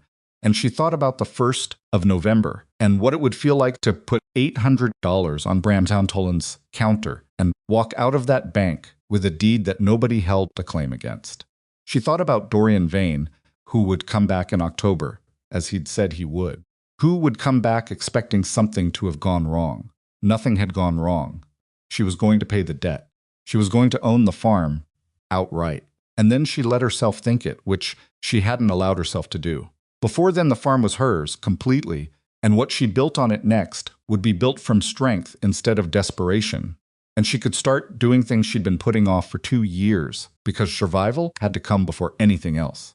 She closed the ledger, drank the coffee, went to bed. Outside, the October wind was picking up from the north, which usually meant the weather was thinking about changing. She slept, which she needed. The 1st of November was 28 days away. Dorian Vane came back on the 20th of October, as he'd said he would. She was in the South Meadow, moving cattle to the east section when Tobin appeared at the fence line with that particular walk he had when something needed her attention but wasn't an emergency. She read the difference by now. The emergency walk was faster, with his chin down. This was the other one. "Buggy on the settlement road," he said when she got close enough. The Omaha man. She handed him the lead rope for the cow she'd been guiding. "Finish moving them east. Keep the calves together. What are you going to do?" "Talk to him," she said, and walked toward the gate. Vane was of its windows were dark. Vane was already out of the buggy when she got there, standing on the road with his hat in his hands, which was different from every previous visit. The hat in the hands was a choice. She noticed it and decided not to let it mean anything until she knew more. "Miss Belrose," he said. "Mr. Vane." She didn't open the gate. He looked at the farm, the extended trenches, the cattle visible in the distance, the barn that still leaned but had a new section of roof she'd put up in August with Tobin's help and a neighbor's borrowed labor. He looked at all of it with a different quality of attention than he'd used before. Less calculating. More honest, maybe. Though she wasn't certain what honest looked like on Dorian Vane. "I heard you went to the bank about the mortgage document," he he said. I read my own contract, she said. That's generally advisable. The solicitor's letter to Prairie Crown, he started. The arrangement is in writing now, she said, signed by both parties. Dated September 8th. He absorbed that. You move quickly. I move when I need to, she said. What do you want, mister? Vain? He was quiet for a moment. When he spoke again, the particular smoothness he carried had shifted slightly, not gone, but adjusted, like a man who has decided to put down one set of tools and pick up a different ones. I want to make you a real offer, he said. Not the kind I came with before. I know what this operation is worth now. Not what I hoped it was worth, or what the market average says it's worth, but what it actually is. The feed system, the beet arrangement in writing, the herd condition, the spring inquiry letters. He paused.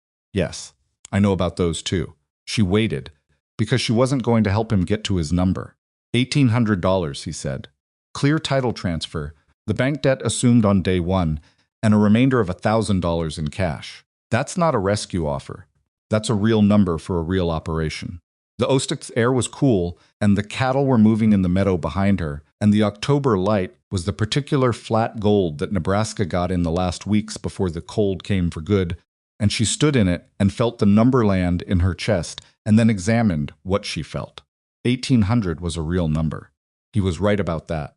It was not what the farm had been worth when she'd inherited it. It was not what the neighbors thought it was worth. It was close to what she thought it was worth now, or what it would be worth in another year. It was also not hers to sell. She hadn't thought of it that way before, in those exact words, and the clarity of it surprised her a little. Not hers to sell. Not because of legality, she was the deed holder, she could sell if she chose, but because of what selling meant. The feeding system that Silas Crowder now knew about. The method that Cyrus Pell was telling buyers was worth studying. The South Meadow that her father had cursed, and she had understood differently. Tobin, with his steady mornings and his good eye, and his thin coat replaced by a better one. If she sold, she walked away from all of that, with $1,000 and nowhere particular to go. No, she said. He looked at her for a long moment. That's a final answer? It is. He put his hat back on. November 1st is 11 days away, Miss Belrose. I know when November 1st is. If the circumstances between now and then were to change in any way. They won't, she said. He studied her face. She let him look. All right, he said finally. He got back in the buggy. He picked up the reins and then stopped and said, without turning around, you've built something real here. I want you to know I recognize that. She didn't answer. He drove away. She stood at the gate until the buggy was small on the road, and then she went back to help Tobin with the cattle. October 23rd was when the Pell sale went through.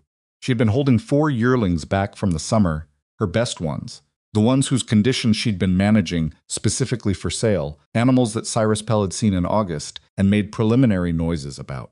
The arrangement was confirmed in a letter she'd received in September.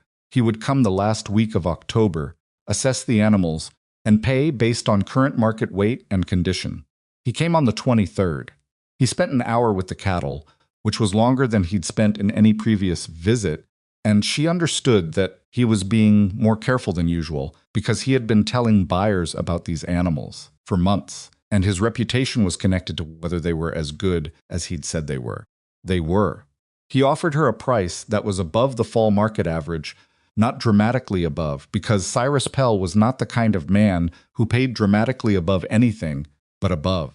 She accepted without countering because it was fair, and because she was done playing the margin on this particular sale. He counted the money out at her kitchen table, and she put it in the box under the floor with the rest of what she'd accumulated this summer, and she sat there after he left and opened the box and counted everything.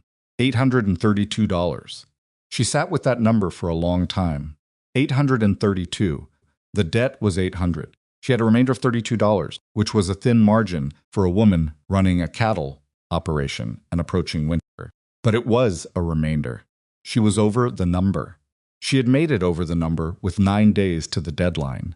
She put the money back in the box and put the box back under the floor and sat at the table for a while longer in the quiet. Outside, Tobin was doing the evening feed. She could hear him talking to the cattle the way he sometimes did, low and unhurried, the particular voice he used with animals that was different from how he talked to people. She had mentioned it to him once, and he'd looked embarrassed, so she hadn't mentioned it since. She thought about her father in the question mark in the ledger. She thought about Bram Tolland in his good coat at the funeral. She thought about Silas Crowder's hand on her arm in front of the grain store, and the women who had slowed their steps without stopping, and Clara Eames asking carefully whether she had family she could go to. She thought $832. Most of its windows were dark. Then she put on her coat to help with the evening feed, because there was still work before dark, and there always would be. November 1st was a Wednesday. She put on her best dress, which was not a fancy dress but was clean and pressed, and she put the money in her father's leather satchel, the one he'd used for the bank since before she was born, and she drove into Red Willow Crossing in the morning. She had thought about this moment many times over the past 26 months, usually in the specific way that tired people think about the end of a difficult thing, not triumphant imagining, just the quiet acknowledgement that it would be over, that the stone in the boot would be out. The bank opened at 8. She was there at 8:15. Tolland was behind the counter himself when she came in, which she thought was probably not a coincidence. His teller, a young man named Hatch, who always looked slightly overwhelmed by the responsibilities of his position, was at the other window. 2 other customers were in the room, local farmers she knew by sight. She set the satchel on the counter in front of Tolland. $800, she said. Payment in full on the Belrose property mortgage. Note number, she had memorized the recording number from the document, 472, due today. Tolland opened the satchel and looked at the money inside. He took it out and counted it, slowly and carefully, which she expected. He counted it twice, which she also expected. Then he set it in a stack on the counter and looked at her. "Miss Belrose," he said. He didn't say anything else for a moment. "I'll need the satisfaction of mortgage recorded at the land office," she said, "and a receipt today." "Of course," he said. He said it quietly, without the careful performance of civic reasonableness he usually carried. He said it like a man who had expected a different conversation and was adjusting to the one he was actually in. Hatch wrote out the receipt. Tolland signed it. She folded it and put it in the satchel where the money had been. "The debt is cleared," Tolland said. "Yes," she said. "It is." She picked up the satchel. The 2 farmers at the other end of the room were not pretending not to watch, which she noticed. This evening, the information that Maren Belrose had paid her mortgage in full would be at the grain store and the dry goods shop, and probably the saloon. That was fine. She didn't mind that.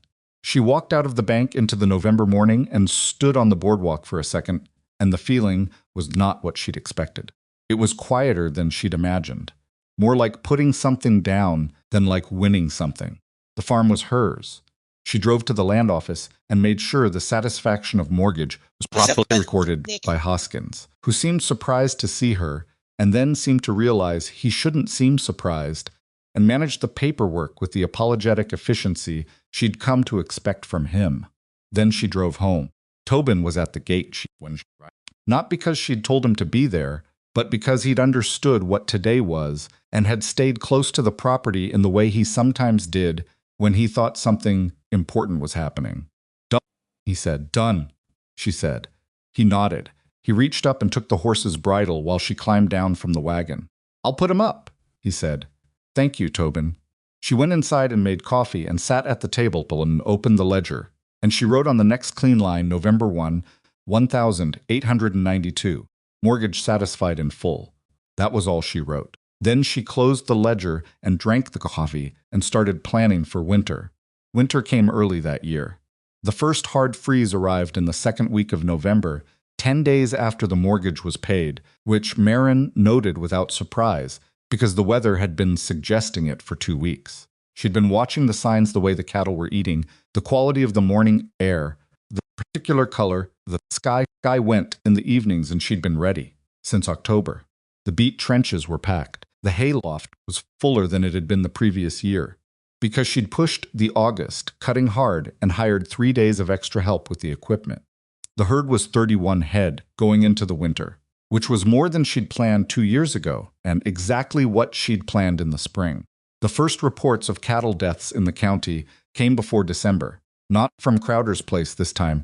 Silas had learned something from the previous winter and had bought more hay than usual, she heard. The deaths came from 2 farms north of town, operations that had gone into the cold underprepared because the early fall had been mild, and people had miscalculated. A dozen head between 2 farms in 1 week in late November. Tobin brought the news. He seemed to carry it with the weight it deserved, not satisfied, not detached, genuinely troubled by the information, because he understood what livestock loss meant to a family. They're selling what they can, he said. Prices are already bad. How bad? Baker over on the North Road sold 6 head yesterday. Got maybe 40% of what they were worth in September. She thought about that. 40%. Desperate selling in the face of a hard winter. The same conditions that had pushed people toward Dorian veins kind of offer not enough margin to wait for the right price. Not enough time to be careful. She did not have that problem this winter. This winter, she could wait. Anyone else struggling with feed? She asked. Tobin thought. Probably Hansen. He always runs his hay supply close. And there are a couple of smaller operations east of the creek that I don't know about. She filed that information away without knowing exactly what she was going to do with it yet. December brought the cold that November had only been practicing for. She knew most of its windows were dark. She knew it was different from the previous year's cold within the first week, because the cattle knew what they were eating more, pressing together at the feed area in a way that was not panic, but was awareness, the way animals understand weather at some level that doesn't require explanation. She increased the beat ratio without being asked by anything other than the observation of what the cattle needed, and she watched the trenches go down at a faster rate than she'd calculated. She did the arithmetic in December's second week and did not like it. She had planned for a hard winter. She had not planned for a winter harder than last year, and she was looking at numbers that suggested this one might be. If the cold held at the current depth through February, she would be through her beet supply by the end of January, which left 6 or 8 weeks of winter on hay alone, and the hay was sufficient for a normal year, but not for the kind of January she was now looking at. She didn't panic. She sat with the numbers for 2 days, checking them from different directions, and then she went to Orrin. He was, as usual, both less alarmed and more useful than the situation seemed to call for. "How much beet supply do your neighbors have?" he asked. "None," she said. "Nobody else in this area runs beets. And your hay? Better than last year, but not enough if this goes the way I think it's going." He sat with that for a moment. "How much hay do you have above what you'll need?" she thought. "If the cold breaks by end of February, I'll have a surplus, maybe 30% above what I'll actually use. So you have hay to sell if you need to." She looked at him. "I'd be selling my margin." "You'd be selling your surplus," he corrected. "The margin is the beets." He paused. "You have hay that struggling neighbors need, and you have the beet system that means you're not entirely dependent on hay the way they are. You can sell some of what you have and still be better positioned than anyone in this county." It was a thing she had been half thinking but hadn't let herself think all the way through, because selling hay felt like giving up something she might need. But Orrin's math was right. She was the only operation in the district sitting on extended beet storage. The hay was what she could afford to share. "At fair prices," she said. "What other kind is there?" he said, in the voice he used when he thought the answer was obvious. The person she did not expect to come to her fence was Silas Crowder. She was at the beet trench on a Thursday morning, in the second week of December, Tobin working alongside her, when she heard a horse on the road and looked up and saw Silas sitting on his bay mare at the fence line, not moving, just sitting there. He'd been Red Willow Crossing's most reliable voice on the subject of her failure for 2 years. He had told people at the grain store that her operation was resolved. He had predicted the bank would own her farm. He had called her land worthless, and called her methods ridiculous, and done all of it loudly enough that she'd heard it, even when it wasn't directed at her. He sat at her fence like a man who had rehearsed something and was now uncertain whether to say it. She straightened up. She did not go to the fence immediately. She finished what she was doing, which was capping a section of the trench, and then she walked over. He looked older than she remembered, though it had only been months since she'd seen him clearly. His face had the specific weathering of a winter that had cost him not just the cattle he'd lost last year, but the watching of a situation he'd declared impossible come out the way he'd declared it wouldn't. "Miss Belrose," he said, "Mr. Crowder." He looked at the trenches. He looked at the cattle in the meadow. He looked at all of it, with the careful attention of a man who has finally decided to look at something he'd been avoiding. "I've got 220 head going into this," he said, "which is less than I should have, because of last year. My hay supplier in Lincoln is already telling me he can't guarantee February delivery because the rail lines are backing up." He stopped. "I heard you had a surplus," she waited. "I'm asking if you'd sell me some hay," he said. He said it flat, like a man who has decided that the most dignified thing left is to just say the thing directly. "Fair price. Whatever you think is fair." Tobin had stopped working and was watching from the trench. She didn't look at him. "How much do you need?" she said. "I don't know yet. Depends on how long this runs." He paused. "And I'd want to know about the beets. How you're doing it. The mix, the storage, all of it." He looked at her directly for the first time. "I should have looked at what you were doing a year and a half ago, instead of what I was doing." It was as close to an apology as Silas Crowder was probably capable of, and she understood that and decided it was sufficient. "Come inside," she said. "I'll show you the numbers." He got down from the horse. They spent 2 hours at her kitchen table. She showed him the feed ratios, the beet storage method, the calculations she'd worked out over 2 winters for how much beet supplement per animal per day at different temperature ranges. She showed him the ledger entries, the month-by-month tracking she'd been keeping since the first winter.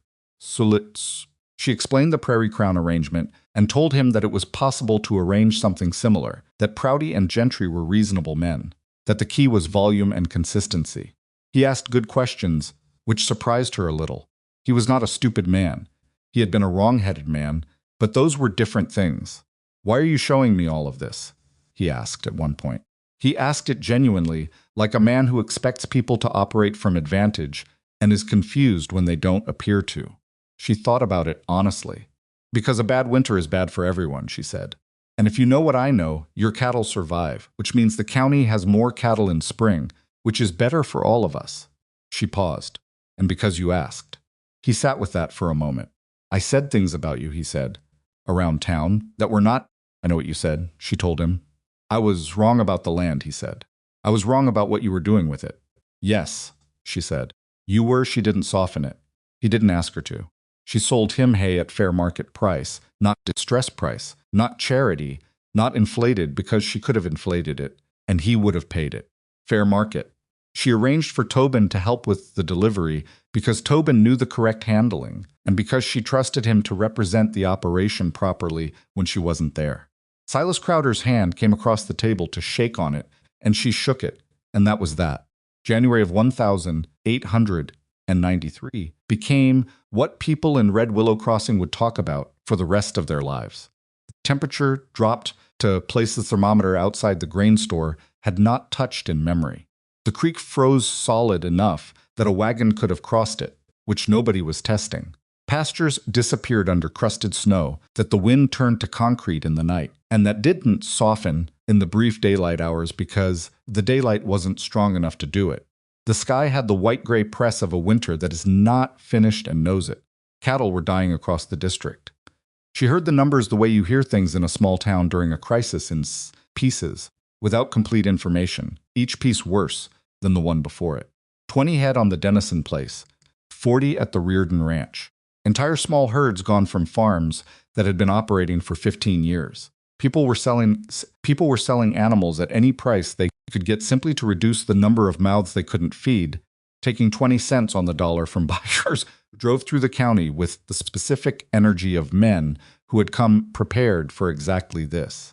Dorian Vane's representative arrived on a Wednesday in mid-January. Not Vane himself, this time. A younger man, neatly dressed, with a card that said he was an associate of Vane and Associates, commission agents, Omaha. He came to her gate in the early afternoon, and she went out to meet him in the cold. He was brief and businesslike. Mr. Vane was prepared to make a final offer of $2,000 for the complete operation, understanding that current market conditions made this an unusually favorable moment for a seller. She stood in the January cold and looked at the associate, who was perhaps 25 and was doing his job, and didn't know enough about the situation to understand how completely she was going to dismiss him. "Tell Mr. Vane the answer is no," she said. "The same as it was in May and August and October. No." He blinked. Miss Belrose, I think if you understood the current market. I understand the current market very well, she said. I am doing better in this market than anyone in this county. And Mr. Vane knows that, which is why he sent someone in January instead of waiting until spring when the answer would be even more obvious. She paused. Tell him the farm is not for sale.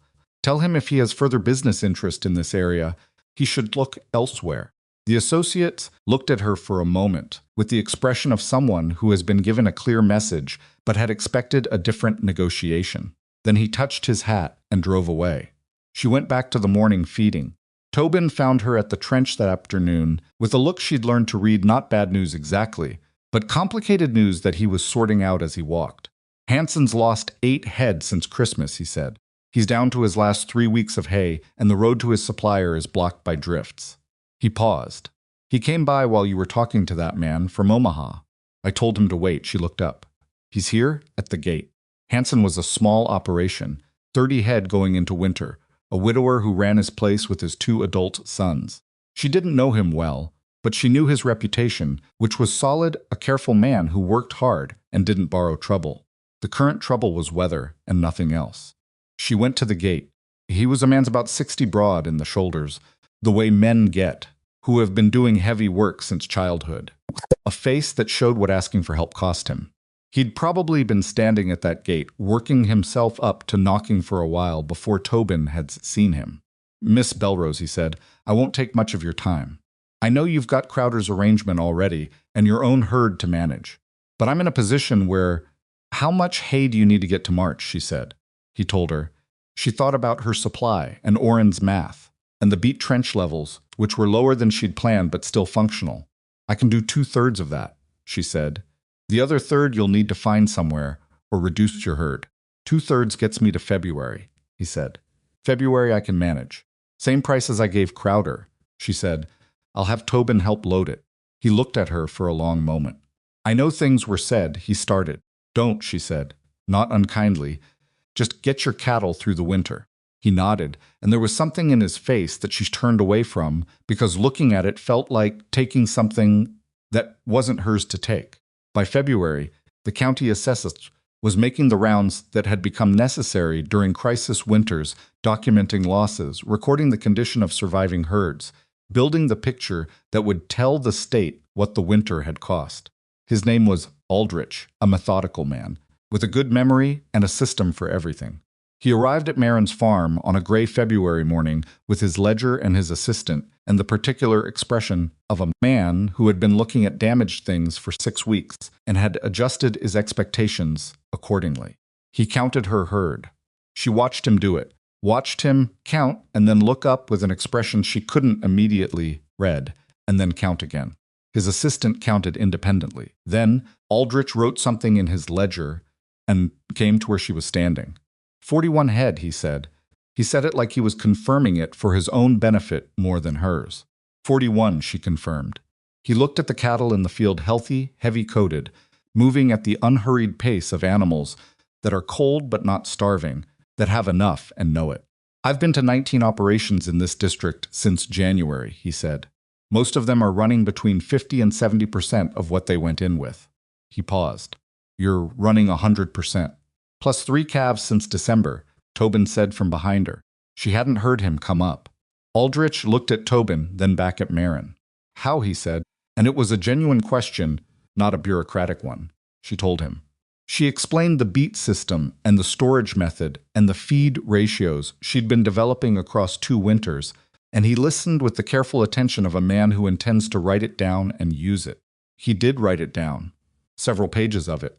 This going to be in your report? She asked when he'd finished. It's going in the state agricultural report, he said. What you're doing here, it's not an anomaly. It's a method. People are going to want to know about it. He paused. Can I put your name on it? The method? The source? She thought about it for a moment. Her name on a state agricultural report. The woman everyone in Red Willow Crossing had expected to fail by November of 1892. Yes, she said, put my name on it. The afternoon of Aldrich's visit, Silas Crowder appeared at the fence for the 2nd time that winter. He was not there to ask for anything. She could see that from his posture Not the effortful straightness of a man making himself approach something hard, but the ordinary posture of a neighbor stopping by. Aldrich went to my place this morning, he said, when she got to the fence. Asked about my herd, how I'd done. How did you do? She said. Better than last year, he said. Better than most of the operations in the district. He was quiet for a moment. The hay you sold me. The beet information. He paused. I've got 214 head still standing. That's good, Silas, she said. He looked at her. The people who I talked to about your operation around town over the past 2 years. I want you to know that. What I know, she said, cutting him off gently, is that you've got 214 head alive in February, and that you came here in December and asked for what you needed instead of waiting until you were desperate. She paused. That's what matters now. He held her gaze for a moment, and then he looked at his hands on the fence rail. Your father, he said, would not have done any of this. No, she said, he wouldn't have. I'm not sure I would have either, Silas said, at 23. She didn't know what to say to that, so she didn't say anything, and after a moment, Sliss touched his hat brim and turned his horse and rode back toward his place. She stood at the fence watching him go and feeling the particular weight of February, the cold that had been going on so long. It had become a kind of normal, the tiredness that lived in her hands and her back and her legs. The way the farm looked at the bottom of a hard winter, with everything gray and frozen and stripped of the green that made it easy to remember what it was all working toward. 41 cattle. In a county where herds were dying at rates people would be talking about for years. She had not done it perfectly. She had done it with cracked hands and a ledger and late nights and adjustments made on the fly and a 12-year-old boy who showed up at 5:45 in the dark wearing a scarf he'd found somewhere, and an old man who drank bad coffee and told her to stop fighting what the land already was. She had done it. And Dorian Vane's associate was somewhere on the road back to Omaha, and the debt was paid, and the farm was hers. Most of its windows were dark, and the cattle were standing in the February gray looking back at her with the bland certainty of animals that have enough. She turned and walked back toward the barn. There was still evening feed to do, and there always would be, and she had learned that this was not a burden, but a fact, and the difference between those two things was everything. Inside the barn, she could hear Tobin talking quietly to the cattle in his particular voice, and the sound of it, low and steady in the cold, was exactly right. February broke slowly, the way hard things sometimes do not all at once, but in degrees. A half-degree warmer one morning, a slightly softer quality to the light in the afternoon, the wind losing some of its cutting edge and becoming merely cold instead of dangerous. Marin noticed these things the way she had learned to notice everything about the weather, which was with the particular attention of someone whose margin for error had trained her to read small signals before they became large ones. The cattle noticed it too. They moved differently in late February, still grouped, still conserving, but with less of the pressed together stillness that deep cold produced. Ada's second calf came on the 26th of February, which was earlier than expected, and which required Marin to spend a night in the barn again. But the calf arrived strong, and the night was only very cold rather than brutal, and by morning both cow and calf were doing what they were supposed to be doing. Tobin found her at the barn door at first light, drinking coffee from a tin cup, watching the new calf find its footing in the straw. That's 42, he said. 42, she confirmed. He looked at the calf for a moment. How many more coming? 3 cows still heavy. March, probably, for all of them. He leaned against the doorframe. He was taller than he'd been in December. She noticed not dramatically, but the coat that had fit him well in October was showing a gap at the wrists now. 13 was that kind of age. Things changed while you were paying attention to other things. You should sleep, he said. I will, she said, after the morning feed. He took if its windows were dark. He took the coffee cup from her hand and went to start the feed, which was not something she attempted to do and which was exactly what she needed. And she stood in the barn doorway watching the new calf and the slowly brightening February sky and felt the particular exhaustion of someone who has been running at high capacity for so long that they've stopped noticing the weight of it until a moment of quiet makes it visible. She was tired. She was 24 years old, and she was genuinely tired in a way that a week of good sleep would not entirely fix. The winter had demanded things of her that she had given without calculating the cost, because there was no point in calculating cost you had no choice but to pay. But the calf was standing, 42 head, all alive, in the worst winter the county had seen in recent memory. She went inside to sleep for 3 hours before the rest of the day required her. March came in with the half-hearted ambiguity that marked the season's transition on the Nebraska plain days that suggested spring and nights that corrected the suggestion firmly. The snow retreated in patches, revealing the gray-brown ground beneath, and the creek, which had been locked solid since early January, began making the sounds it made when it was thinking about moving again. The 3 remaining calves arrived for the first 2 weeks of March. One was complicated a breech presentation on one of the younger cows. A tense 2 hours in the barn with holding the lantern, and Marin working with her hands in the cold, and a great deal of focused silence between them. But the calf came out alive, and the cow came through it, and Marson sat in the straw afterward with her back against the barn wall for a long time saying nothing. "You all right?" Tobin asked. "Give me a minute," she said. He gave her the minute. Then he went and checked on the other cattle and came back. "Everyone's fine," he reported. "Good," she said, and got up. 45 head by the middle of March. She wrote the number in the ledger and looked at it for a while. 45 head going into spring on a property that everyone in Red Willow Crossing had agreed was not worth keeping 18 months ago. The state agricultural report came out in the last week of March. She didn't see it immediately. A copy arrived at the county extension office, and Aldrich sent word through Tobin that she might want to come at it when she had time. She went on a Thursday afternoon, leaving the farm in Tobin's hands for 2 hours, which she could do now without anxiety, because she trusted his judgment with the cattle in a way she hadn't fully articulated to either of them, but which was simply true. The report was 43 pages of county-by-county assessment of the winter's impact on livestock operations across the region. The losses were significant in every district, percentages and numbers that added up to a picture of a winter that had been genuinely catastrophic for many families whose livelihoods depended on cattle. Her name appeared on page 17, not a passing mention. A full section, 4 paragraphs, under the heading of practices that had demonstrated unusual resilience during extreme winter conditions. It described the Beets supplementation method in detail, the sourcing arrangement, the storage technique, the feed ratios she had developed, the results across 2 consecutive winters.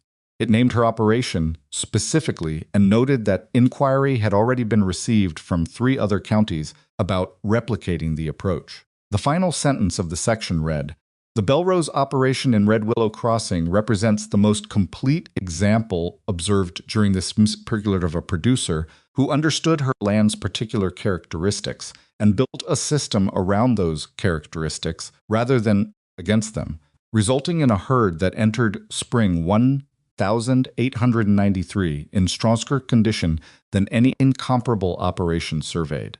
She read it twice.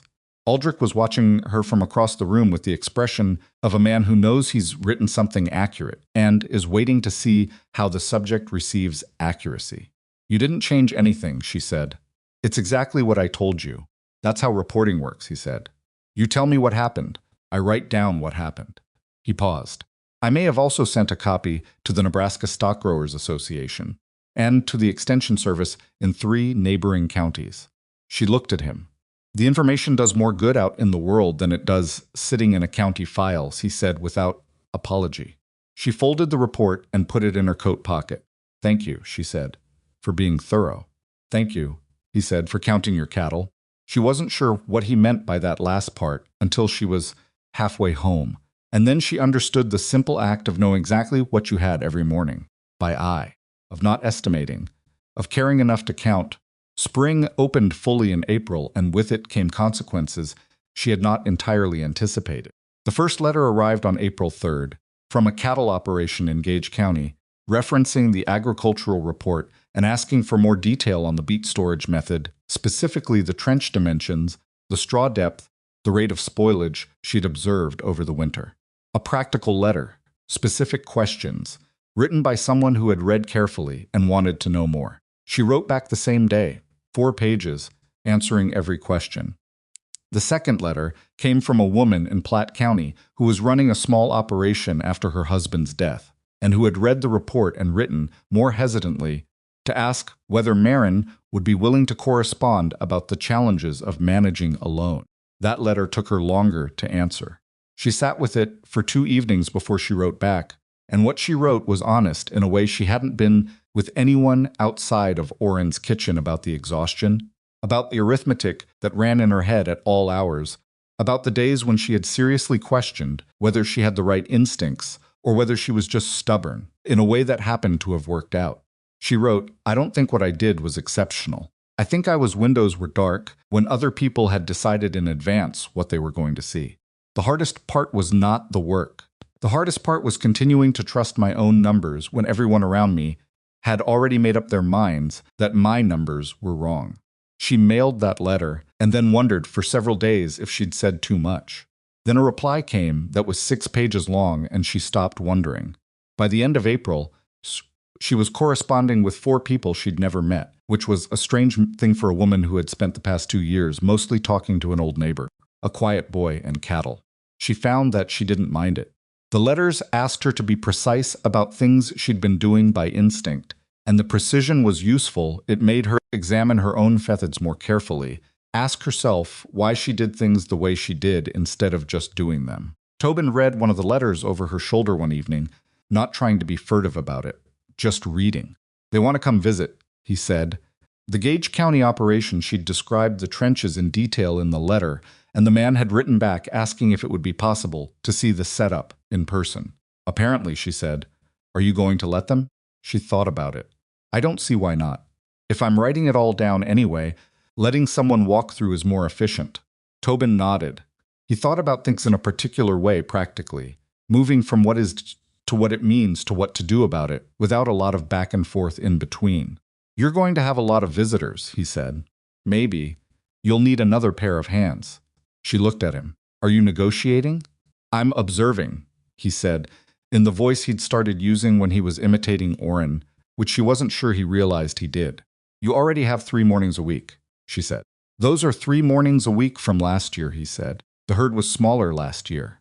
She looked at him for a long moment. He was 13, nearly 14, with a man's steadiness in him already in a boy's face, and Fletcher Wren's smithy waiting for him if he didn't find something else, which she understood was not a path she wanted to watch him go down. "Talk to your uncle," she said. "Tell him you want to work full-time through summer. And if he says no, let me know what he says," she said, which was not quite the same as an answer, but was close enough that Tobin understood it and stopped negotiating. Bram Toland stopped her on the road on a Wednesday in April, not to speak to her about banking, as it turned out. He pulled his buggy to the side of the road and got down, and she pulled the wagon up and waited, because she had learned that waiting made people say what they actually meant instead of what they'd prepared.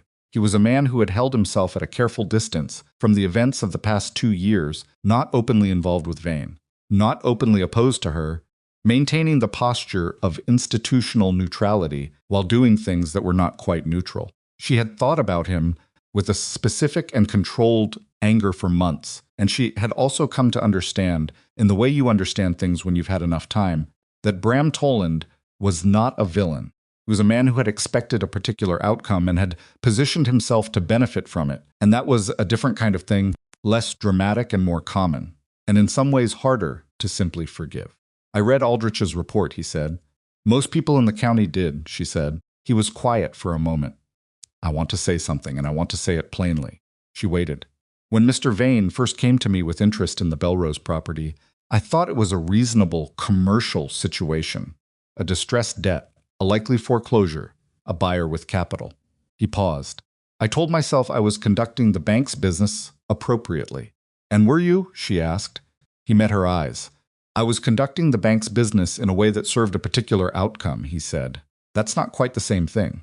She looked at him for a moment, this man who had attended her father's funeral in his good coat, and told her with careful words that the clock was running, who had taken Vane's inquiry calls and had the Section 7 clause available when she needed to read it, who had taken her $800 across the counter in November, with the expression of a man adjusting to something he hadn't prepared for.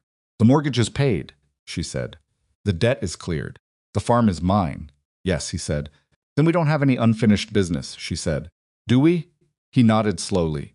He started to say something else and then seemed to decide it wasn't necessary, and she appreciated that. Some things were better finished clean. She picked up her reins. "Good afternoon, Mr. Tolland." She drove on. She did not feel triumphant about that conversation.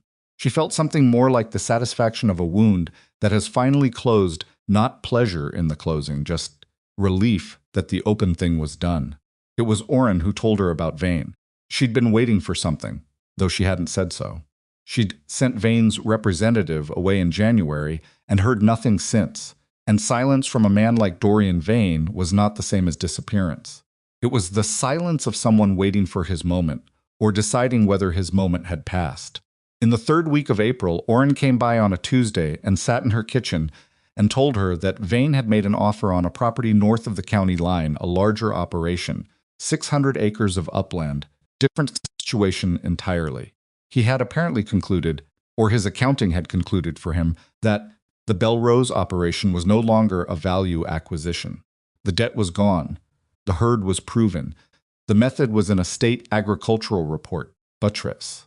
What had once looked like an operation he could buy, before the owner understood what it was worth, had become an operation whose owner understood precisely what it was worth and had demonstrated that understanding in front of a county assessor, a regional cattle buyer, and a state report that would be read in Lincoln. "He's not coming back," Orrin said. She nodded. She didn't feel the surge of anything she might have expected.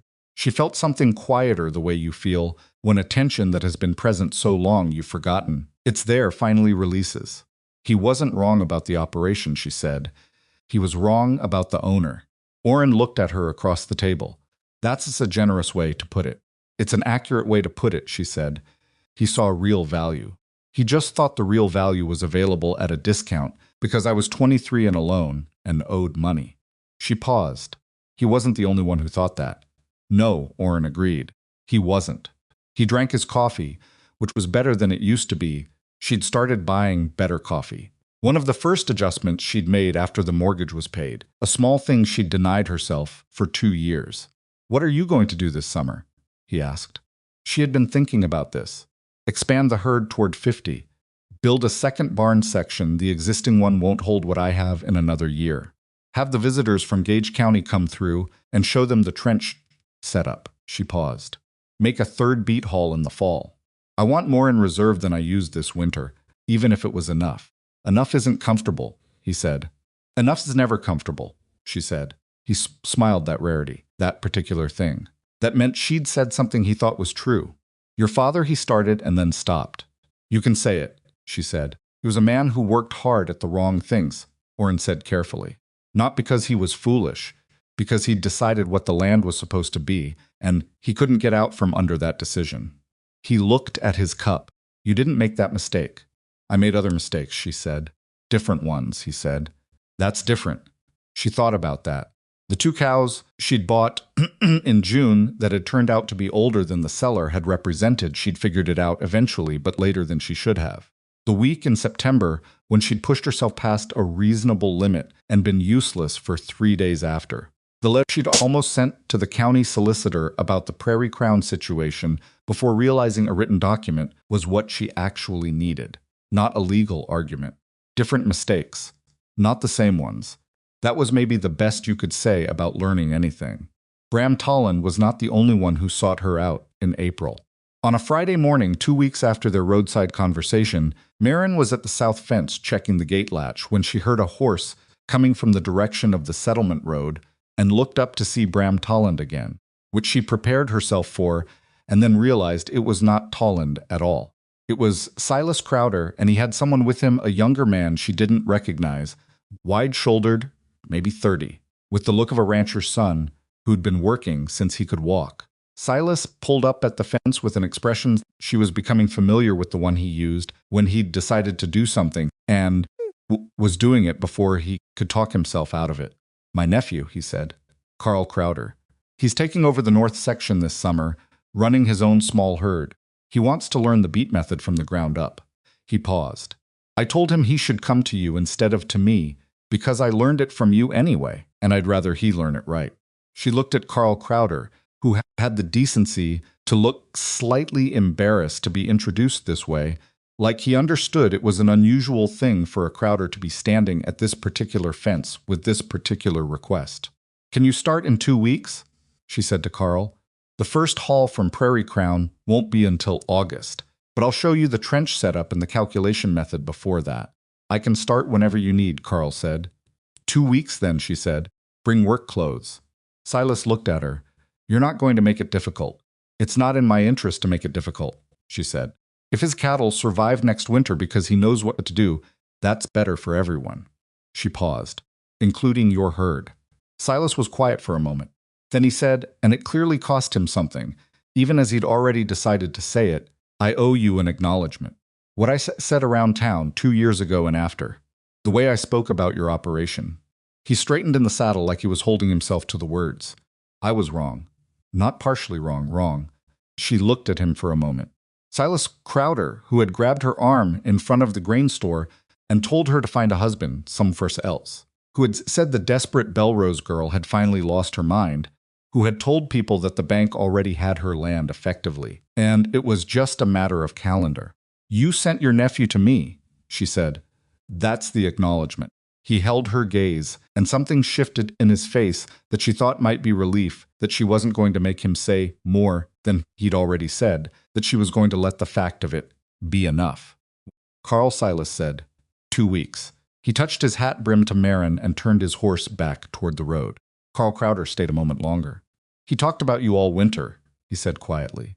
At the table. What you were doing with the herd. What you knew. He paused. He doesn't talk about people that way. She didn't know what to do with that information, so she thanked him and told him she'd see him in 2 weeks and went back to checking the gate, latch, which still needed adjusting. 7 new calves arrived by the end of April.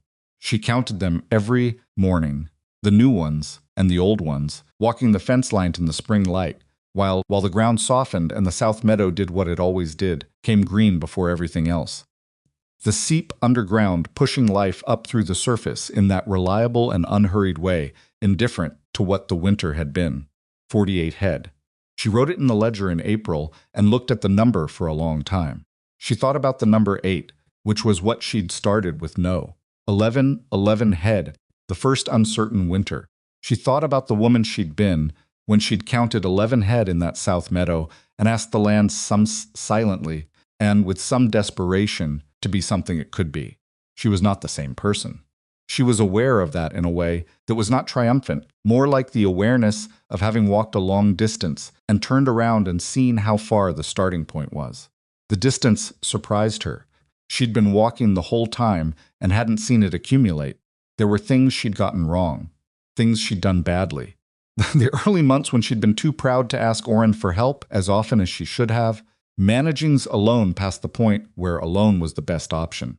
The way she'd handled Tobin's situation, waiting too long to confront Fletcher Wren directly, hoping the situation would resolve without her needing to step into it, which it hadn't.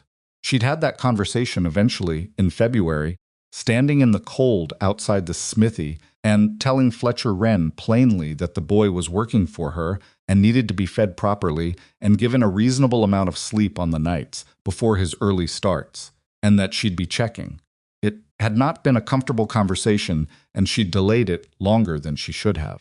She was not a hero of her own story. She was a woman who had made the best decisions she could with what she had, and had been right more often than she'd been wrong, and the margin of those rights over those wrongs, accumulated over 2 winters and a summer, was 48 head of cattle and a farm owned clear. That was what she had. It was enough. More than enough. More than she'd let herself imagine in the chair in the bank office, with Toland's good coat and the clock running. It was a morning in the first week of May when Bram Toland came to her farm. Not on the road this time.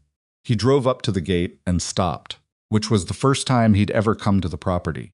She was at the fence checking the herd when she saw his buggy, and she stood and waited while he got down and came to where she was. He looked at the cattle. He stood there for a while doing it. A man who dealt in the values of things, looking at something whose value he had misjudged significantly. I wanted to see it, he said. What you built. She didn't say anything. The report, he said. Aldrich's report. I read it 3 times. He was quiet. I knew the property. I knew the numbers on the debt. I did not know what was being built. He looked at her. That was a failure of my part, not yours. Yes, she said.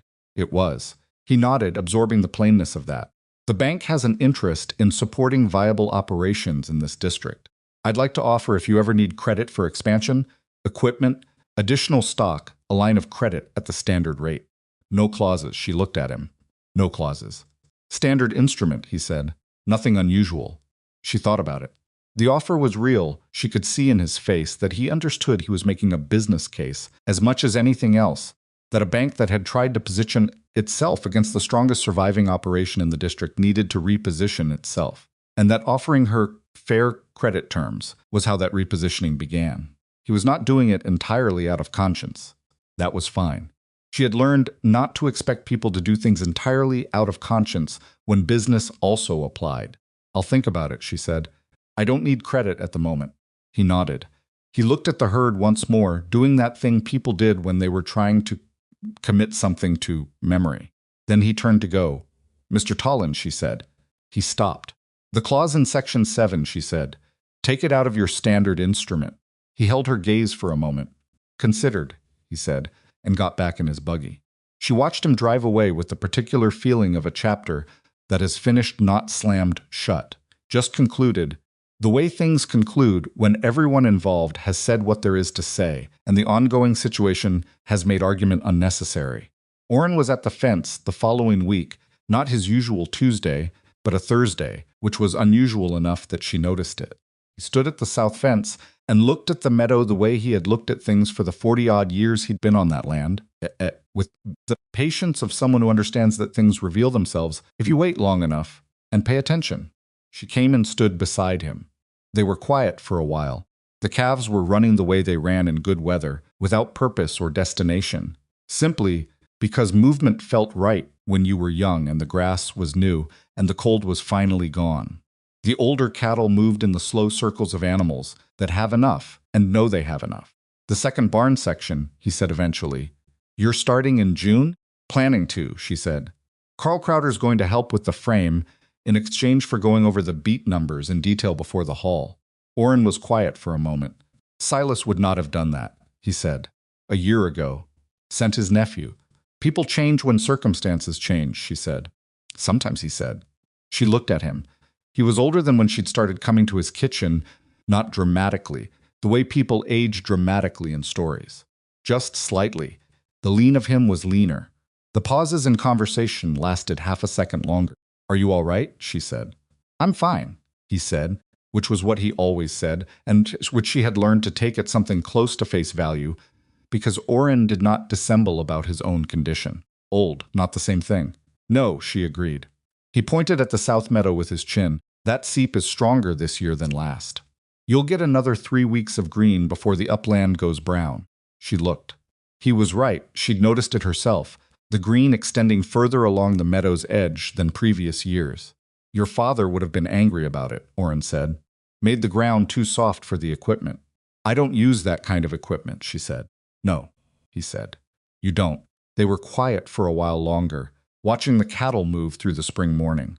Most of its windows were dark. The creek was running clear and quick, recovered from the winter in the way water recovers without drama, simply returning to what it was when the conditions allowed. I want to say something, Orrin said. She waited. When you first came to my kitchen, he said, 2 years ago, I thought you might figure it out. He paused. I wasn't certain. I thought you had the right way of looking at things, the willingness to look instead of deciding first. But I wasn't certain. Were you certain enough to tell me about the Beets? He thought about that. I told you about the Beets because you were going to figure it out anyway, he said. You were looking at the problem from the right direction. I just accelerated the timeline. She laughed, which surprised her. She didn't laugh often, not the genuine kind. You gave me the whole thing, she said. I gave you one piece, he said. You built the whole thing. She thought about arguing with him and decided not to, because they both knew what was true, and the division of credit was less important than the fact of it. The letters from the other counties, she said. They're asking about visiting. 3 so far. There'll be more after summer. You should let them come, he said. I'm going to, she said. I'll need to put something together, a proper explanation. The ratios, the storage, the sourcing process. Not just letters. She paused. A document, maybe. Something people can take home. Aldrich can help with that, Orrin said. He's been asking. She hadn't known that. She looked at him. Did he tell you? He mentioned it, Orrin said, with the specific innocence of a man who has been quietly arranging things. You and Aldrich, she said. Two men who think information does more good when it moves, he said. She shook her head, but she wasn't annoyed.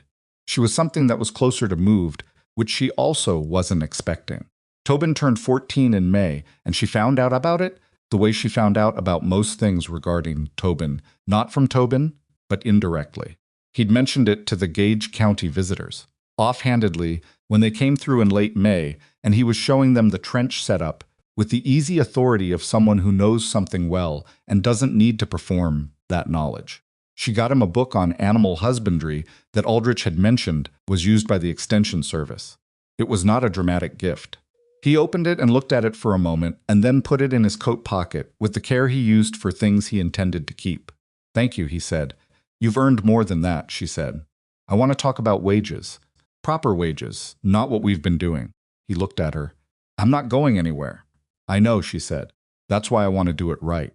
They talked about wages, which was a strange and slightly uncomfortable conversation because neither of them had experienced being explicit. It had always been informal, understood, and deliberately not examined.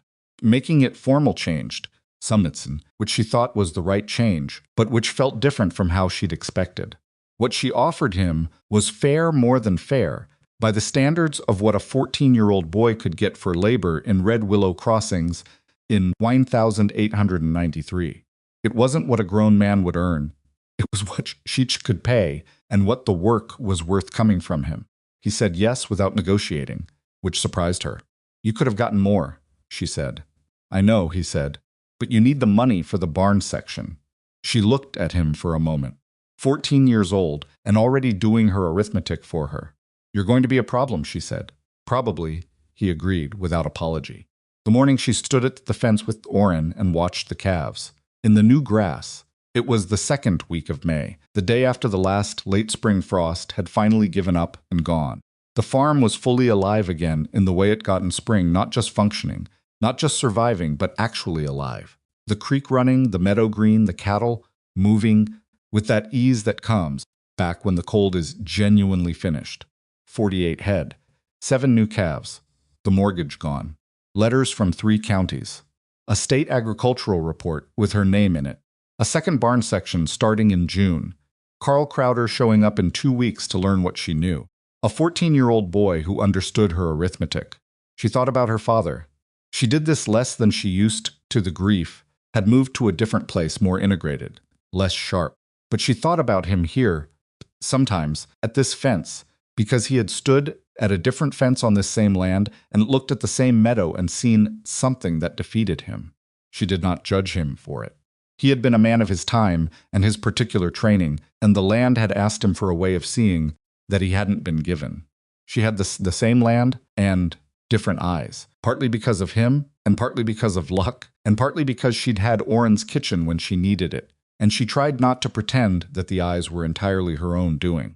The calves ran in the morning light, going nowhere specific, just going. Orrin stood beside her, with his arms on the top rail, and said nothing, which was what he usually said when he'd already said everything useful. She thought, this is what it looks like when a thing works. Not triumphant, not easy, not without cost. Just working. Just alive. Just here. She thought about the woman she'd been at 23, standing in this meadow, pressing her hand flat against the wet ground and asking it what it already knew how to do. She thought the meadow had answered her in the only language it had, which was slow and required watching and didn't announce itself. And she'd been paying attention, and that had been enough. Not always. Not without failure. Not without the cracked hands and the thin months and the man from Omaha and the clause in Section 7 and the evenings when the numbers in the ledger felt like a sentence instead of a plan. But enough. She pulled on her work gloves. Come on, she said to Orrin. I'll make coffee. Your coffee has improved, he said, pushing off the fence. I bought better beans, she said. I could afford it. He made a sound that was almost a laugh, and they walked back toward the house together in the May morning, past the cattle that were grazing in the good grass along the creek, past the trench lines that would be packed full again in the fall, past the leaning barn that was going to have a new section added before September. Past all of it, past all the evidence of what 2 years of paying attention had made from 160 acres of land that everyone in Red Willow Crossing had already written off. Marin Belrose pulled open the kitchen door and went inside to make coffee, and Orrin Kestrel followed her in, and behind them the South Meadow ran green to the creek in the morning light, doing what it had always known how to do, waiting for someone patient enough to notice. The story of this farm did not end that morning. It kept going, the way real things keep going, with more problems, more winters, more adjustments, more mornings of counting cattle in the gray light before anyone else was awake. But the argument was over. The argument that had been conducted in grain stores and bank offices and at fence lines across 2 years had been answered in the only language that mattered, which was 48 cattle alive in spring and a method in a state report and a farm that belonged entirely to the woman who had worked it. The land had known what it was good for. She had been willing to find out. That was the whole of it. That was enough.